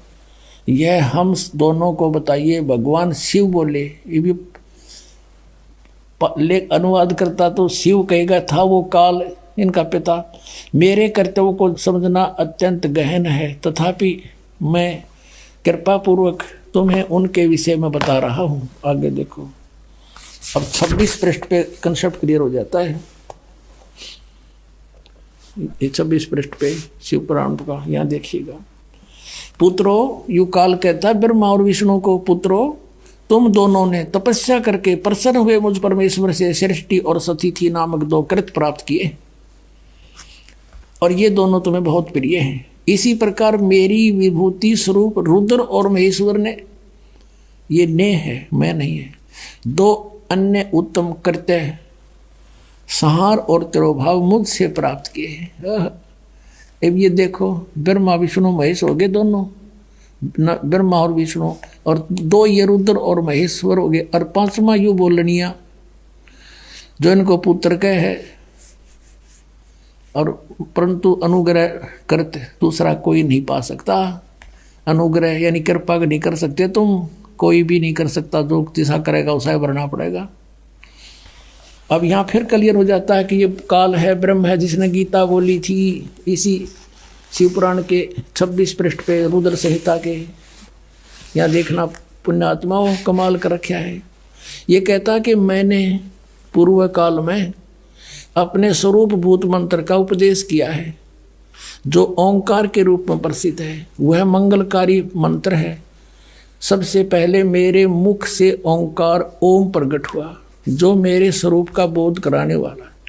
ओंकार वाचक है, मैं वाच्य हूँ। ये मंत्र मेरा स्वरूप ही है। प्रतिदिन ओंकार का निरंतर स्मरण करने से मेरा ही सदा स्मरण होता है, काल का स्मरण होता है। मेरे उत्तरवर्ती मुख से अकार, पश्चिम मुख से उकार, दक्षिण मुख से मकार, पूर्ववर्ती मुख से बिंदु और मध्यवर्ती मुख से नाद का प्राकाट्य हुआ है। इस प्रकार 5 अवयवों से, 5 इन अंगों से युक्त ओंकार का विस्तार हुआ है। इन सभी अवयवों से एकीभूत होकर प्रणव ओम नामक एक अक्षर हो गया। हाय हाय, गीता जी अध्याय नंबर 8 के श्लोक नंबर 13 में कहता, गीता ज्ञान दाता ये काल रूपी ब्रह्म के ओम इति एकाक्षरम ब्रह्म व्यवहारण मामनुसमरण यह प्रयाति तदन देहम स याति परमाम गतिम। इससे सिद्ध है कि जो ब्रह्मा विष्णु महेश का पिता है वो गीता को बोल रहा है और उसका ये ओम एक अक्षर है। अपने आत्माओं, परमात्मा ने 600 वर्ष पहले बताया था, धर्मदास ये जग बोरा ना कोई न जाने पद निर्वाणा, यही कारण मैं कथा पसारा सबसे कहिए एक राम न्यारा। अब अपनी महिमा आप ही बता रहे हैं। अब मैं तुमसे कहूँ चिताई तेरे देव की उत्पत्ति भाई, कुछ संक्षेप कहूँ गहुराई सब सन से तुम्हारे मिट जाई। कहते हैं माँ अष्टंगी पिता निरंजन ये जमदारुण वंशन अंजन, पहले कीन निरंजन राई पीछे से माया उपजाई। माया रूप देख अति शोभा देव निरंजन तन मन लोभा, निरंजन कीने भोग विलासा माया को रही तब आशा। 3 पुत्र अष्टंगी जाए ब्रह्मा विष्णु शिव नाम धराए। अपने आत्माओं, इब तो परमात्मा सामने आकर खड़ा हो गया कि आई एम गॉड। कबीर साहब कहते हैं आई एम गॉड। और बालक तो बालक अंधे से अंधा इन वचनों को सुनकर समझ सकता है कि हु इज गॉड। सबसे पहले हमने ये निर्णय करना है हु इज गॉड। अब ये क्लियर हो गया कि कबीर इज गॉड, यानी परमात्मा बिना ये सारी सबकी उत्पत्ति कैसे बतावे, काल की भी उत्पत्ति। गीता जी अध्याय नंबर 10 के श्लोक नंबर 2 में गीता ज्ञान दाता कहता है कि मेरी उत्पत्ति को ये देवता नहीं जानते। क्यों नहीं जानते? क्योंकि इनका उत्पत्ति करता मैं हूं। अब पिता की डेट ऑफ बर्थ को संतान कैसे बता सकती है? और दादाजी बतावे, और वो दादाजी आए थे। अब कबीर परमात्मा ने इन अज्ञानी ऋषियों से एक ही प्रश्न किया था, कौन ब्रह्मा का पिता है, कौन विष्णु की माँ, शंकर का दादा कौन है, हमको जो बता। और यहाँ हंसी करा करते, मजाक करते थे, देख क्या बकवास कर रहा है, ये झूठा है, कपटी है, अज्ञानी है, इसको संस्कृत भाषा नहीं आती है, झूठ बोलता है, श्रोताओं इसकी बातों में मत आना। और परमात्मा कहा करते, निरंजन धन तेरा दरबार, निरंजन धन तेरा दरबार, जहाँ पर तनिक ना न्याय विचार, वैसा ओढ़े मुल मुल खासा गल मोतियों के आर, वैसा ओढ़े मुल मुल खासा गल मोतियों के आर, पति भरता को मिले न खादी, वो सूखा निरस आहार, निरंजन धन तेरा दरबार, निरंजन जहाँ पर तनिक न न्याय विचार, पाखंडी की पूजा जग में संत को कहें लबाड़े, पाखंडी की पूजा जग में संत को कहें लबाड़े, अज्ञानी को परम विवेकी, ज्ञानी को मूड गंवार, निरंजन धन तेरा दरबार, जहाँ पर तनिक न न्याय विचार। कहे कबीर सुनो भाई साधो, यहाँ सब उल्टा व्यवहार, कहे कबीर सुनो भाई साधो, यहाँ सब उल्टा व्यवहार, सच्चों को तो ये झूठा बतावें, इन झूठों का एतबार, निरंजन धन तेरा दरबार, निरंजन धन तेरा दरबार, जहाँ पर तनिक न न्याय विचार। कहे कबीर सुनो भाई साधो, यहाँ सब उल्टा व्यवहार, सच्चों को तो ये झूठा बतावें, इन झूठों का एतबार निरंजन, धन तेरा दरबार। परमात्मा जब वो बकवाद करने लगते ना, झूठा है, कपटी है, ये क्या जाने सदग्रंथों के बारे में, क्या जाने वेद और गीता और पुराणों के बारे में, क्योंकि ये अशिक्षित है। और वो मंडलेश्वर विद्वान थे, हैं, कचकोल कढ़ा के वो तो उस तरह फिरवा के 20 तिलक ला के गले में माला पैर के दिखा बड़ा महात्मा पड़ा है भाई। इस बाह्य आडंबर से संत और असंत की पहचान नहीं होती। संत की पहचान ज्ञान से होती है। अब क्या कहा करते परमात्मा, कंठी माला सुमरणी पैरे से क्या हो, ऊपर ढूंढा साध का तन अंदर रख्या खो। अंदर तो कख भी ज्ञान नहीं है, ऊपर महात्मा बना दिखा, लंबी चोटी रख कर बड़े बड़े माला पैर के तिलक 20 लगा के ने सोचा बड़ा पहुंचा हुआ है, और संस्कृत बोल रहा है। एक भाषा से विद्वान नहीं होता, अध्यात्म ज्ञान और तत्व ज्ञान से विद्वान होता है।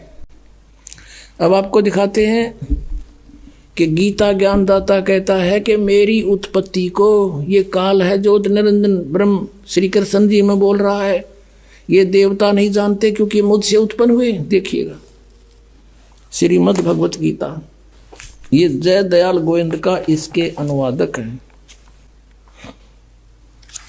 अध्याय नंबर 10 का श्लोक नंबर 2 दिखाते हैं आपको, ये देखिएगा। अध्याय नंबर 10 और ये मंत्र नंबर 2, इसमें क्या कहा कि मेरी उत्पत्ति को, इससे सिद्ध है गीता ज्ञान दाता ब्रह्म काल की उत्पत्ति तो हुई है, जन्म तो हुआ है। न देवता लोग जानते हैं और न महर्षि जन जानते हैं, क्योंकि मैं सब प्रकार से देवताओं का और महर्षियों का आदि कारण हूं, यानी मुझ से ही इनकी उत्पत्ति हुई है। अपने आत्माओं परमात्मा ने 600 वर्ष पहले कहा था, गुण तीनों की भक्ति में ये भूल पड़ो संसारे, कहे कबीर निज नाम बिना कैसे उतरो पारे। 3 देव की जो करते भक्ति, उनकी कदे ना होवे मुक्ति। उस समय तो परमात्मा का इतना जबरदस्त विरोध करवा दिया था इन अज्ञानियों ने कि मारो मारो, यो ब्रह्मा विष्णु महेश को पूजा के योग नहीं बता रहा है। अपने आत्माओं आज हमारे सदग्रंथ वही गवाही दे रहे हैं।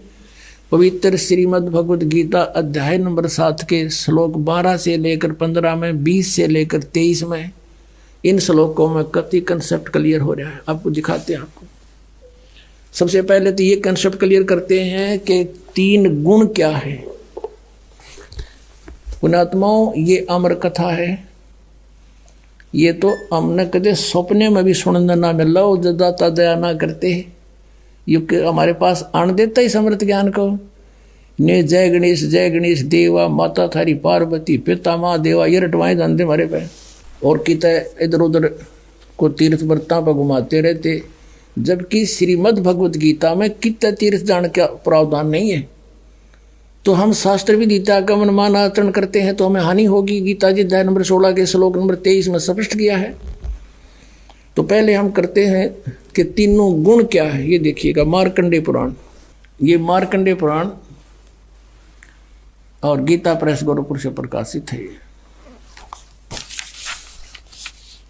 ये मार्कंडेय पुराण ये कहाँ से छपी है, ये देखिएगा।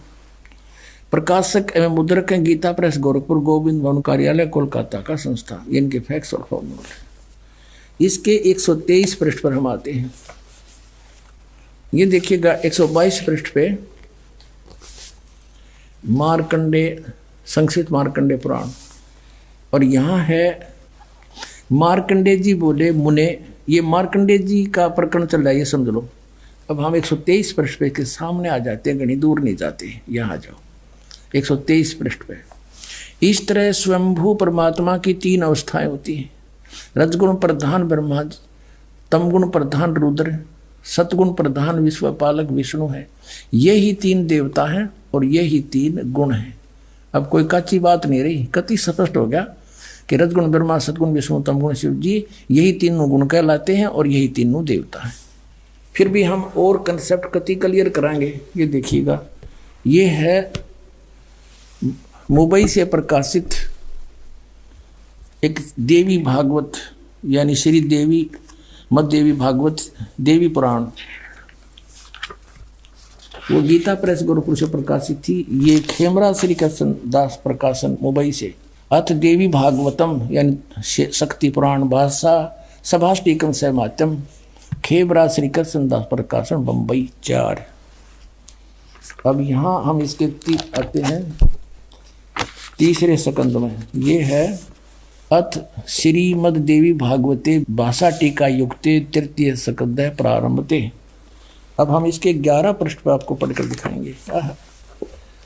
और अध्याय नंबर 5 तृतीय स्कंद का 5वां अध्याय। और यहाँ देखिएगा 8वां श्लोक है। भगवान शंकर कह रहे हैं अपनी माता दुर्गा को, हे माता, यदि हमारे ऊपर सदा आप दया युक्त हो तो हमको तमोगुण में किस प्रकार प्रदान किया है? ब्रह्मा रजोगुण और हरि सतगुण, यानी विष्णु को सतगुण युक्त किए हैं। किस लिए किए हैं, युक्त क्यों किए हैं? फिर देखो, अब ये तो हमने हिंदी पढ़ा, अब संस्कृत देखो।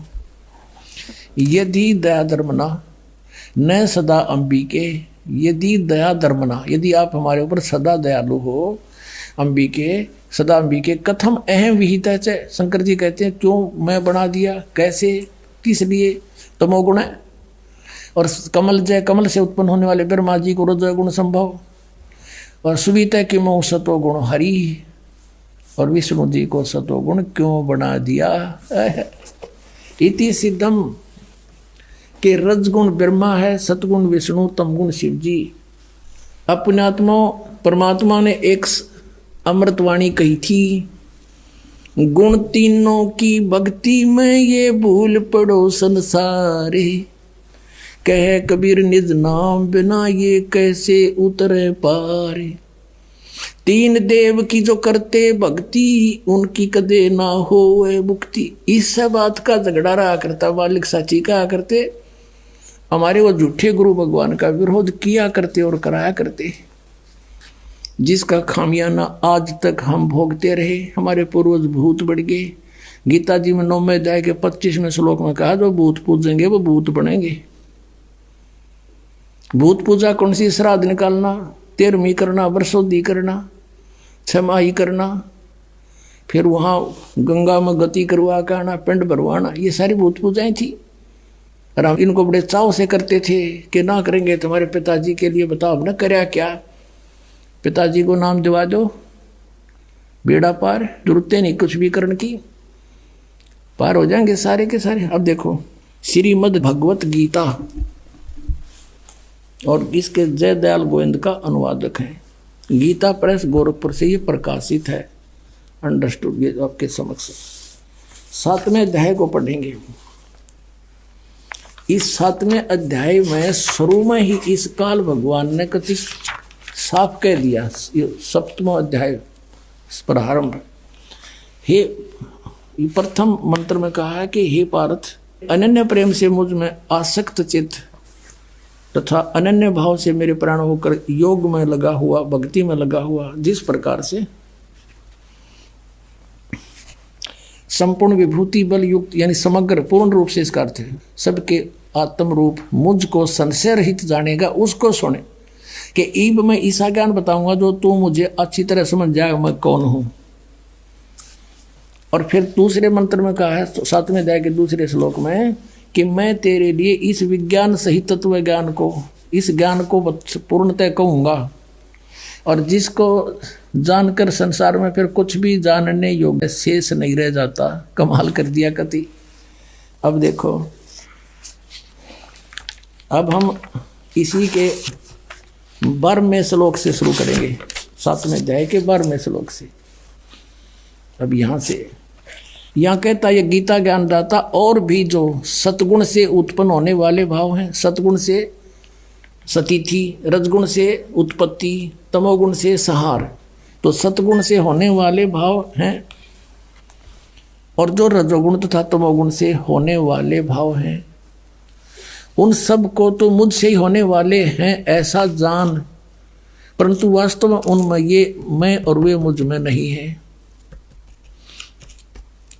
अब इसने स्पष्ट किया है, जैसे आपने श्री शिव पुराण में पढ़ा 9वें अध्याय के लास्ट में 110 पृष्ठ पर, गीता प्रेस गोरखपुर से प्रकाशित में, कि इस प्रकार तीनों देवताओं में गुण है परंतु शिव गुणातीत माना गया। ये काल कह रहा है, गीता बोल रहा है वो, कि मैं उनमें नहीं हूं और ये तीनों देवताओं में गुण हैं। अब देखो 13वें में, गुणों के कार्य रूप सात्विक, राजस और तामस, इन 3 प्रकार के भावों से ये सारा संसार प्राणी समुदाय मोहित हो रहा है। इन तीनों गुणों से परे, यानी ब्रह्मा विष्णु महेश से अलग जो मैं हूँ, काल ब्रह्म मुझ अविनाशी को नहीं जानता। इन तीनों देवताओं तो ऊपर मुझे नहीं जानते, ये इन्हीं की पूजा करते रहते हैं। अब 14वें श्लोक में 7वें अध्याय के इसमें क्या कहा है, क्योंकि यह अलौकिक अर्थात अति अद्भुत त्रिगुणमयी मेरी माया, रजगुण ब्रह्मा, सतगुण विष्णु, तमगुण शिव जी के द्वारा फैलाया गया जाल बड़ी दुस्तर है। ये माया बड़ी खतरनाक है और जो पुरुष मुझको निरंतर भजते हैं, ये ब्रह्म कहता है, जो मेरी भक्ति करते हैं वो माया का उल्लंघन कर जाते हैं, वो ब्रह्मा विष्णु महेश की पूजा नहीं करते, इनसे ऊपर उठ जाते हैं। और 15वें में कंसेप्ट क्लियर कर दिया, माया के द्वारा जिनका ज्ञान हरा जा चुका है, त्रिगुणमयी माया, रजगुण ब्रह्मा, सतगुण विष्णु, तमगुण शिव जी के द्वारा,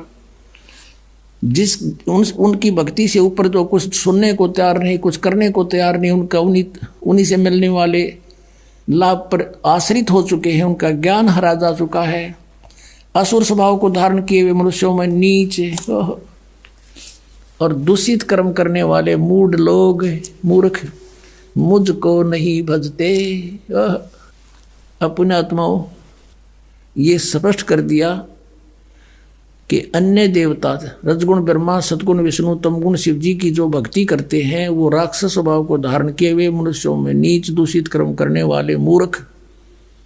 गीता ज्ञानदाता कहता है वो मेरी भक्ति भी ना करते, इन्हीं तक सीमित है। और देखो आगे इसमें 16 से लेकर 19 तक फिर इसने अपने विषय बताया कि मेरी भक्ति 4 प्रकार के करते हैं।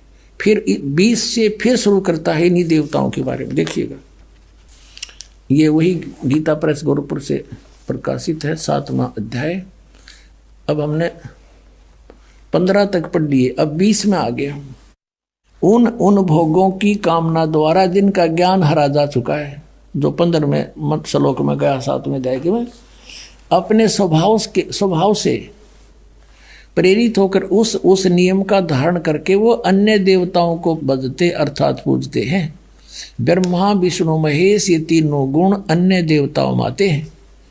अब यहाँ देखो 21वें का 7वें अध्याय का 21वां श्लोक, जो सकाम भक्त जिस देवता के स्वरूप को श्रद्धा से पूजना चाहता है, उस भगत की श्रद्धा को मैं उसी देवता के प्रति स्थिर करता हूँ। जैसे कोई विष्णु जी को पूछता है तो स्वयं आ जाए विष्णु रूप धारण कर उसने तथास्तु कर जाए, का देसी दे जाओ खिलौने खेलें जा। फिर अब 22 में देखो, वह साधक वह पुरुष श्रद्धा से युक्त होकर उस देवता को पूजन करता है और उस देवता से मेरे द्वारा ही विधान किए हुए उन इच्छित भोगों को निस्संदेह प्राप्त करता है। कहता उन जो अन्य देवता हैं ब्रह्मा विष्णु महेश, इनको मैंने एक एक विभाग दे रखा है, वो शक्ति मेरी तय काम कर रहे हैं। इसका अर्थ ये है, अब 23 में 7वें अध्याय के 23 में स्पष्ट कर दिया है, परंतु अब 7वें अध्याय का 23 में स्पष्ट कर दिया है, परंतु उन अल्प बुद्धि वालों का, अल्प बुद्धि माने मूर्खों मंद बुद्धि वालों का वह फल नाशवान है।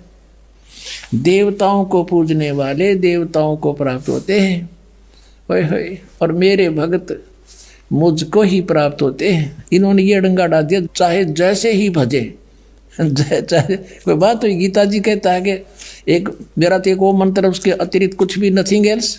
ये इन्होंने आ पढ़ा दिया, चाहे जैसे भी बजे हरे राम हरे कृष्ण करें। इनका उद्देश्य ये है यहाँ डंगा डाण का, मेरे भक्त मुझको ही प्राप्त होते हैं, इतना सा बात है। अपनात्मा रजगुण ब्रह्मा, सतगुण विष्णु, तमगुण शिव जी, ये अन्य देवताओं में आते हैं। और शास्त्र विधि को त्याग कर जो मनमाना आचरण करते हैं उनको कोई लाभ नहीं होता। 16वें अध्याय के 23वें श्लोक में कहा है। अब यहाँ थोड़ा सा कंसेप्ट और क्लियर करते हैं। अब जैसे 16वें अध्याय के 23वें श्लोक में ये कहा कि शास्त्र विधि को त्याग कर जो मनमाना आचरण करते हैं उनको कुछ भी लाभ नहीं होता, ना उनकी गति हो, ना उनको कोई सुख हो, और ना उनकी कोई सिद्धि प्राप्त हो, यूजलेस। फिर क्या फायदा उस भक्ति का। और देखिएगा इन तीनों देवताओं की भक्ति भी शास्त्र विधि त्याग का मनमाना आचरण है। ये देखिएगा, यही गीता प्रेस गोरखपुर से प्रकाशित है। 16वें अध्याय का 23वां श्लोक दिखाते हैं। ये 16वां अध्याय और इसका 23वां श्लोक यहाँ पर है। जो शास्त्र विधि को त्याग कर अपनी इच्छा से मनमाना आचरण करते हैं वह न सिद्धि को प्राप्त होता है, न परम गति को, और न सुख को ही, यूजलेस। अब यहाँ 24वें श्लोक में 16वें अध्याय में कहा है, इससे तेरे लिए कर्तव्य और अकर्तव्य की व्यवस्था में शास्त्र ही प्रमाण है। यानी जो सदग्रंथों में विधि लिखी वही करना, और किसी की दंत कथा से हरे राम कृष्ण कृष्ण राधे राधे ये नहीं करना। ऐसा जानकर शास्त्र विधि से नियत कर्म करने योग्य हैं। और यानी शास्त्र के अंदर जो वर्णन है वही करना। अब देखो अपने आत्माओं 17वें अध्याय में अर्जुन ने पूछा कि भगवान जो शास्त्र विधि त्याग का जो मनमाना आचरण करते हैं वो कैसे स्वभाव के होते हैं। देखिएगा अब शपथ 10वां अध्याय, अब 16वें अध्याय के 23-24 अंतिम मंत्र हैं। उनमें बता के शास्त्र विधि त्याग का मनमाना जो आचरण करते हैं उनको कुछ भी लाभ नहीं हो। तो अर्जुन ने पूछा, क्योंकि अर्जुन उसको कृष्ण मान रहा है, श्री कृष्ण में बोल रहा था वो ब्रह्म, हे कृष्ण जो मनुष्य शास्त्र विधि को त्याग करे और श्रद्धा से युक्त देव आदि का पूजन करते हैं। अब जो शास्त्रीय विधि त्याग कभी कुछ जिसकी जो पूजा करते हैं उनकी स्थिति कौन सी है, सात्विक है अथवा राजसी या तामसी। अब यहाँ उत्तर देता है गीता ज्ञानदाता दूसरे श्लोक में 17वें अध्याय के में, मनुष्यों की वह शास्त्रीय संस्कारों से रहित केवल स्वभाव से उत्पन्न श्रद्धा, शास्त्रों से हटकर मनमानी जो श्रद्धा है वह सात्विक, राजसी और तामसी ये 3 प्रकार की होती है। उसको मुझसे सुन। अब ये दास आपको इसमें तो आपका समझ में आओ नहीं, क्योंकि ये तो पढ़ते आपने 5500 वर्ष हो गए, ये समझ में आओ तो फिर बात तक ये थी। अब दास बताओगा इसमें क्या है कि शास्त्र विधि त्याग का मनमाना आचरण तो कंडम बता दिया, यूजलेस। फिर भी पूछा कि वो करे हैं, वो होश है किसी स्वभाव के जो देवताओं की पूजा करते हैं ना, शास्त्र विधि त्याग कर डोहे तो वो डले हैं, लेकिन वो अच्छी आत्मा होती है जो देवताओं तक सीमित है और बकवाद नहीं करते। वो अन्य देवताओं की पूजा करते हैं, कोई विष्णु की, कोई शिव की, हैं इनकी ब्रह्मगते करते नहीं, या कोई और देवी देवी की, जैसे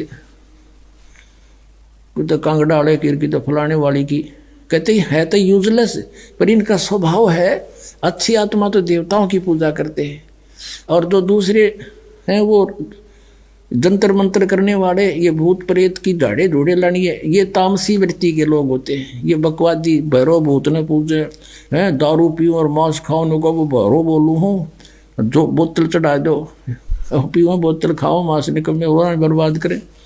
कहने का भाव ये है कि हैं तो ये शास्त्र विधि त्याग का मनमाना आचरण यूजलेस, पर इनका स्वभाव अलग अलग होता है, क्योंकि इनको ज्ञान नहीं होता, तत्वदर्शी संत नहीं मिलता, तब तक ये रास्ता बदल नहीं सकते। फिर बताया कि जो देवताओं की पूजा करते हैं शास्त्र विधि त्याग के है तो यूजलेस, लेकिन वो सात्विक वृत्ति के होते, अच्छी आत्मा होती है। और जब उनको जो है ज्ञान हो जाएगा तब वो अपना रास्ता चेंज कर सकते हैं, और जो तामसी व्यक्ति के हैं वो नहीं जल्दी से समझते। अब यहाँ गीता जी अध्याय नंबर 7 के श्लोक नंबर 12 से 15 में क्या कहा है? तीनों गुणों के पुजारी, अन्य देवता में आते तीनों गुण, रजगुण ब्रह्मा, सतगुण विष्णु, तम गुण शिव जी। राक्षस स्वभाव को धारण किए मनुष्यों में नीच दूषित कर्म करने वाले गीता ज्ञानदाता कहता मुझे भी ना बजते ये। और फिर कहता मेरी भक्ति 4 प्रकार के करते हैं, आरथ, अर्थार्थी, जिज्ञासु और ज्ञानी। परमेश्वर कबीर जी ने कहा था गुण तीनों की भक्ति में ये भूल पड़ो संसारे, कहे कबीर निज नाम बिना कैसे उतरो पार। निज नाम ये सतनाम है 2 अक्षर का, और सार नाम वो अलग है, आदि नाम जिसे कहते हैं। 3 देव की जो करते भक्ति उनकी कदे ना होवे मुक्ति। और वही हमारी गीता जी कह रही है कि शास्त्र विधि को त्याग कर जो मनमाना आचरण करते हैं, यूजलेस, ना उनकी परम गति हो, ना उनको सिद्धि प्राप्ति हो, ना कोई सुख हो, फिर किस लिए डले ढो रहे हो? अब इनको राक्षस स्वभाव को धारण किया हुआ मनुष्यों में नीच कैसे कहा? मूर्खे। जैसे तमगुण शिव की भक्ति की थी रावण ने, कैसा जुल्म किया, एक पराई स्त्री को उठा लिया और फिर कैसा जुल्म करना चाहा, शराब पीवे, मांस खावे, राक्षस कहलाया। और फिर एक भस्मागिरी नाम का तपस्वी था, श्री शिव का पुजारी, तमोगुण शंकर का पुजारी, उसी के द्वार के सामने, गेट के सामने ऊपर ने सिर नीचे न पैर करके सिरासन पर 12 वर्ष तक खड़ा रहा। और भगवान, एक दिन पार्वती ने कहा कि हे भगवान आप तो महेश्वर हो, आप क्या नहीं कर सकते, आपका बच्चा क्या मांगता है, इसको दे दो वरदान जो मांगता है। इस बात से भगवान शिव ने कहा कि बोल भाई क्या मांगता है बता दे। उसने भस्मागिरी ने कहा कि ऐसे नहीं भगवान, वचनबद्ध हो जाओ। भगवान शिव ने सोचा कि मांगेगा, एक सिद्धि मांग लेगा, दे दूंगा। कहा ठीक है तथास्तु, वचनबद्ध हो गया, खड़ा हो गया तुरंत और कहने लगा आप अपना ये भस्म कड़ा दे दो। भगवान शिव ने एक भस्म कड़ा हाथ में पहन रखा था और उसमें ऐसी शक्ति थी कि किसी के सिर पे रख के यूं कर दे सिर की तरफ के भस्म कर देता था, उसको मार डालता था, जला देता था। भगवान शिव ने सोचा भस्म कड़ा मांगा है, कोई बात नहीं, साधु है, जंगल में रहता है, राक्षसों से बचाव के लिए मांगता होगा। दे दिया कार्ड निकाल के।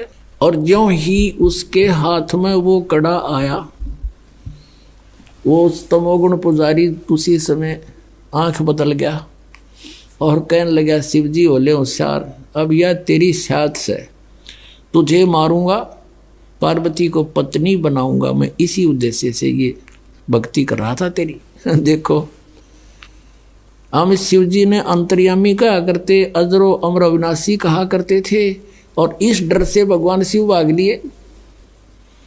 आगे आगे भगवान, पाछे पाछे पुजारी जा खखाट उठा। यदि ये अविनाशी होते तो हमारी बुद्धि वहां भी काम नहीं करी कदे भाई कि भगवान बाजे क्यों, तो ये कह दिया करते हमने मूर्ख प्राण खाते, तो लीला कर रहे थे, यह टट्टू लीला थी, सांस चढ़ रहे। वाह भाई वाह। अब इनकी रक्षा भी परमात्मा ही करते। वहां आगे पार्वती रूप बना के परमेश्वर कहते हैं, करे करावे साइया मन में लहर उठा, दादू सिर दर जीव के वो आप बगल हो जा। तो वहां आके उस भस्मागिरी पाछे पाछे भाग्या जाता, वहां खड़े हो गए पार्वती रूप में और कहा आ जाओ पुजारी जी, कहाँ जा रहे हो। उसने देखा, कहा पार्वती आली, वो खड़ा हो गया और कहा पार्वती रूप में भगवान ने कि अब वो तेरे निकट थोड़ा ही आ सकता है, आपके पास तो कड़ा है ना। कहा बिल्कुल ठीक है, आओ यहाँ कुछ देर बातें करेंगे। और फिर पार्वती रूप में प्रभु ने कहा कि मुझे डांस करके दिखा दे ताकि मैं प्रसन्न हूँ तेरे ते। वो कहने लगा मैं तो तपस्वी आदमी कदे डांस कराया नहीं, कैसे करूँ, अक मैं बताती हूँ, इस हाथ को ऐसे कर, इस टांग को ऐसे कर, इसको ऐसे कर, इसको और ऊपर कर। जिस हाथ में कड़ा था सिर पर करवा लिया उससे कर, फिर कह दिया भस्म, और भस्मागिरी मर गया। अब वो कड़ा लेकर विष्णु रूप धारण करके परमात्मा वहां पहुंचे शिव जी के सामने जहां वो भागे जा रहे थे। और भगवान विष्णु जी को देखकर कहने लगा भाग्या विष्णु भाग्या। और क्या हो गया कि भस्म कड़ा ले लिया, भस्मागिरी ने मेरे साथ धोखा करके, वो मारेगा।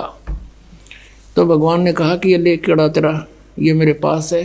अक नहीं नहीं वही है, कहा वही है ये ना दच्ची, अक सचमुच मैंने ऐसे ऐसे पार्वती रूप बना करके वहां पहुंचा। उसको सारी समझाई। जब उसका दिल डटा, उसकी राख देख ली, भगवान शिव ने जब उसकी भस्मागिरी की राख देख ली ना जड़े हुए की, जब तसल्ली हुई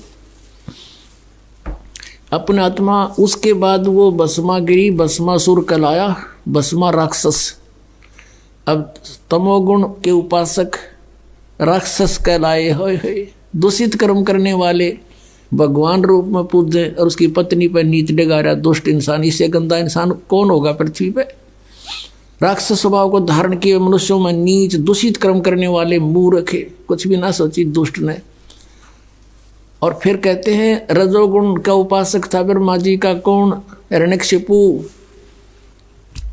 भगत बनकर श्रद्धा से खूब तपस्या करी, वर मांग लिए, सुबह मरू ना, शाम मरू, रात मरू ना, दिन मरू, फलान मरू ना, धकड़ मरू। कह दिया तथास्तु।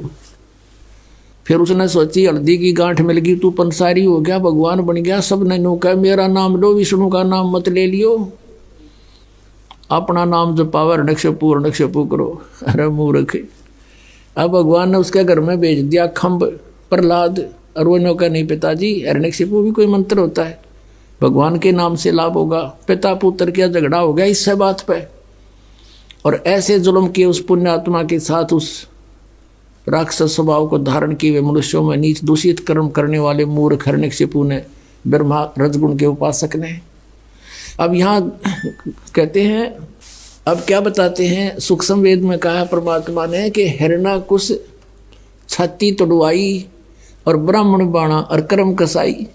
वो तो ब्राह्मण भगत को आवे हैं, भगत का तो बाणा उसका है, और कर्म इसे कसाई कैसे अपने मासूम बच्चे को मारने के लिए ना जाने कितने अच्छे हथकंडे अपनाए। हिरण्यकशिपु छाती तुड़वाई और ब्राह्मण बाणा कर्म कसाई, रजोगुण का उपासक था, राक्षस कहलाया हिरण्यकशिपु। अब एक बार हरिद्वार के अंदर अर्की पैड़ी पे कुंभ के मेले का सूत सज गया। वहां पर एक पर भी लगगी, इनके अपने अपने हिसाब से बनाई हुई मनमाना आचरण है ये, शास्त्र विधि को त्याग के। और उसमें क्या करते हैं, जब जहां किसी पर कुंभ के मेले की पर भी लगती है, ये सभी स्नान करने जाते हैं और ये मानते हैं ये खुद कि वहां नहाने से बेड़ा पार हो जाएगा। उनका बेड़ा पार तो यानी बेड़ा गर्क जरूर हो गया। अब सुनाता हूं।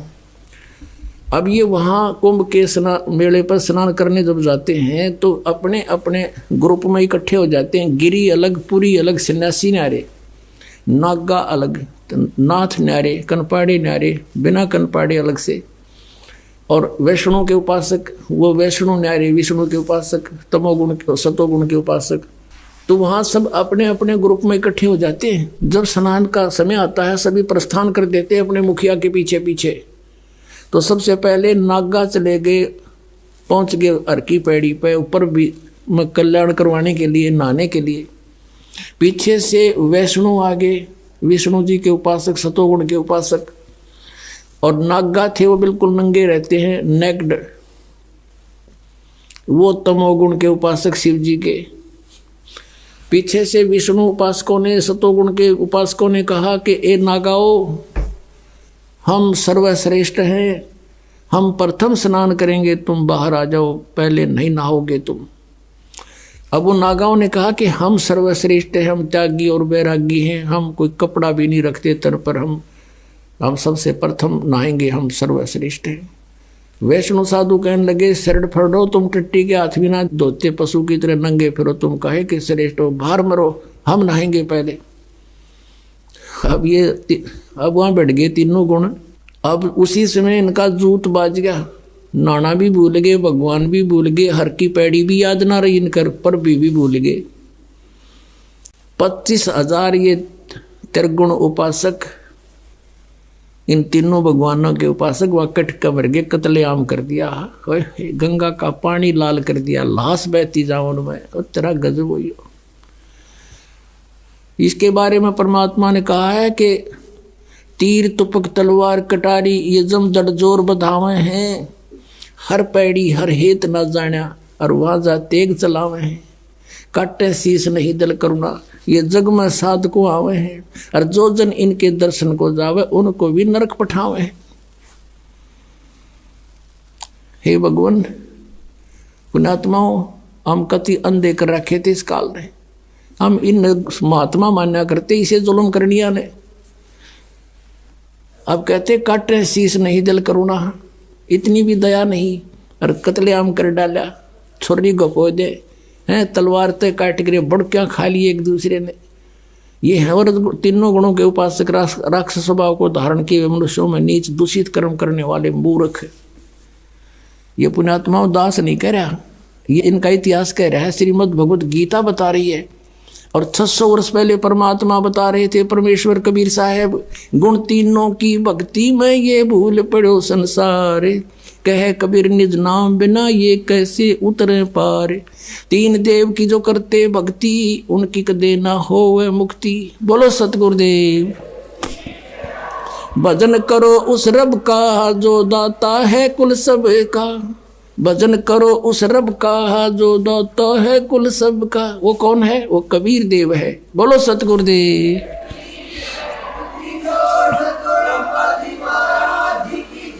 सच सच। आइए अब हम उन श्रद्धालुओं के अनुभव जानते हैं जो जगत गुरु तत्वदर्शी संत रामपाल जी महाराज जी से दीक्षा प्राप्त कर चुके हैं तथा उनके द्वारा बताए गए भक्ति मार्ग पर चल रहे हैं। जी नमस्कार। नमस्कार जी। जी क्या नाम है आपका? मेरा नाम सरिता वर्मा है। सरिता जी कहाँ से आए हो आप? मैं ग्वालियर मध्य प्रदेश से हूँ। संत रामपाल जी महाराज से नाम दीक्षा लेने से पहले आप क्या भक्ति साधना करते थे? जी संत रामपाल जी महाराज से जुड़ने से पहले नॉर्मली अपने हिंदू समाज में जो भी भक्ति होती है देवी देवताओं की वही सब किया करते थे, सारे व्रत वगैरह। और मैं माता की भक्ति ज़्यादा करती थी। किसी तरह मुझे संत रामपाल जी महाराज का पता लगा। मैं जहाँ रहती थी, मेरे पड़ोस में एक और रहती थी, तो उन्होंने मेरे को संत रामपाल जी महाराज के बारे में बताया।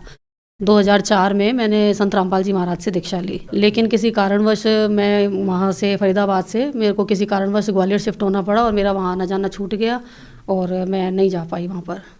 सरिता जी फिर आपने क्या किया जब आप संत रामपाल जी महाराज द्वारा दी गई भक्ति छोड़ चुके थे? देव देवताओं की भक्ति करना आपने छोड़ दिया था, तो फिर उसके बाद आप किस भगवान की भक्ति कर रहे थे?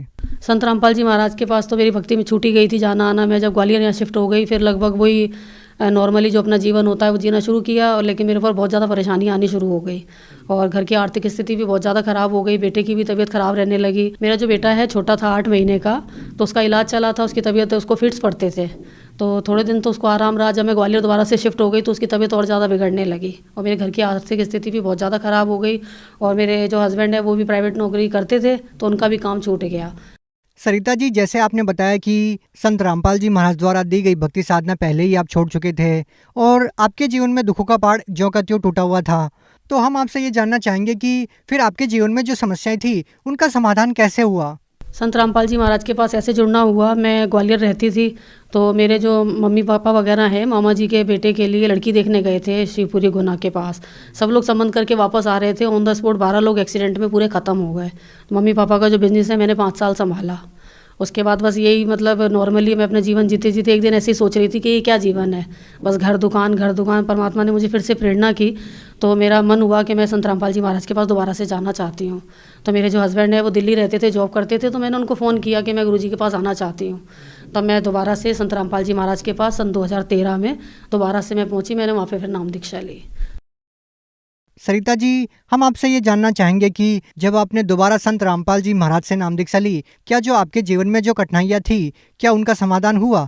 जी हाँ, मेरे को बहुत राहत मिली।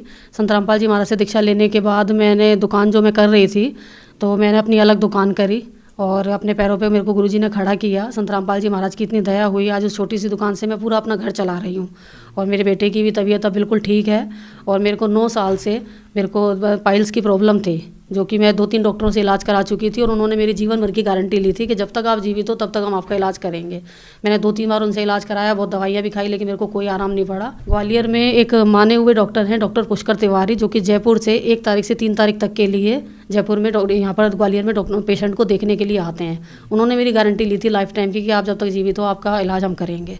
2 बार मैंने उनसे इलाज कराया लेकिन मेरे को कोई आराम नहीं पड़ा। संत रामपाल जी महाराज से मैंने दीक्षा ली हुई थी, तब मैंने गुरुजी को प्रार्थना लगाई और तब से मेरे को आज आराम है। आज मेरे को कम से कम 6-7 साल हो गए हैं, मेरे को कोई परेशानी नहीं है। संत रामपाल जी महाराज जी ने आपकी जो बीमारी ठीक की उसके लिए कितने पैसे लिए आपसे? कोई पैसे नहीं लिए। सरिता जी, संत रामपाल जी महाराज के बारे में ये कहा जाता है कि वो बीमारी दूर करने के लिए, नशा छुड़वाने के लिए पैसे लेते हैं, तो आपसे कितने पैसे लिए संत रामपाल जी महाराज ने आपकी परेशानियों को ठीक करने के लिए? जी नहीं, ये बिल्कुल गलत है, ऐसा कुछ भी नहीं है। संत रामपाल जी महाराज शास्त्र प्रमाणित सतभक्ति विधि बताते हैं, जो कि मर्यादा में रहकर करने से सभी प्रकार के रोग कष्ट अपने आप सही हो जाते हैं। उनके मंत्रों में इतनी पावर है कि अगर मर्यादा में रहकर की जाए तो कैसी भी लाइलाज बीमारी हो वो जड़ से खत्म हो जाती है।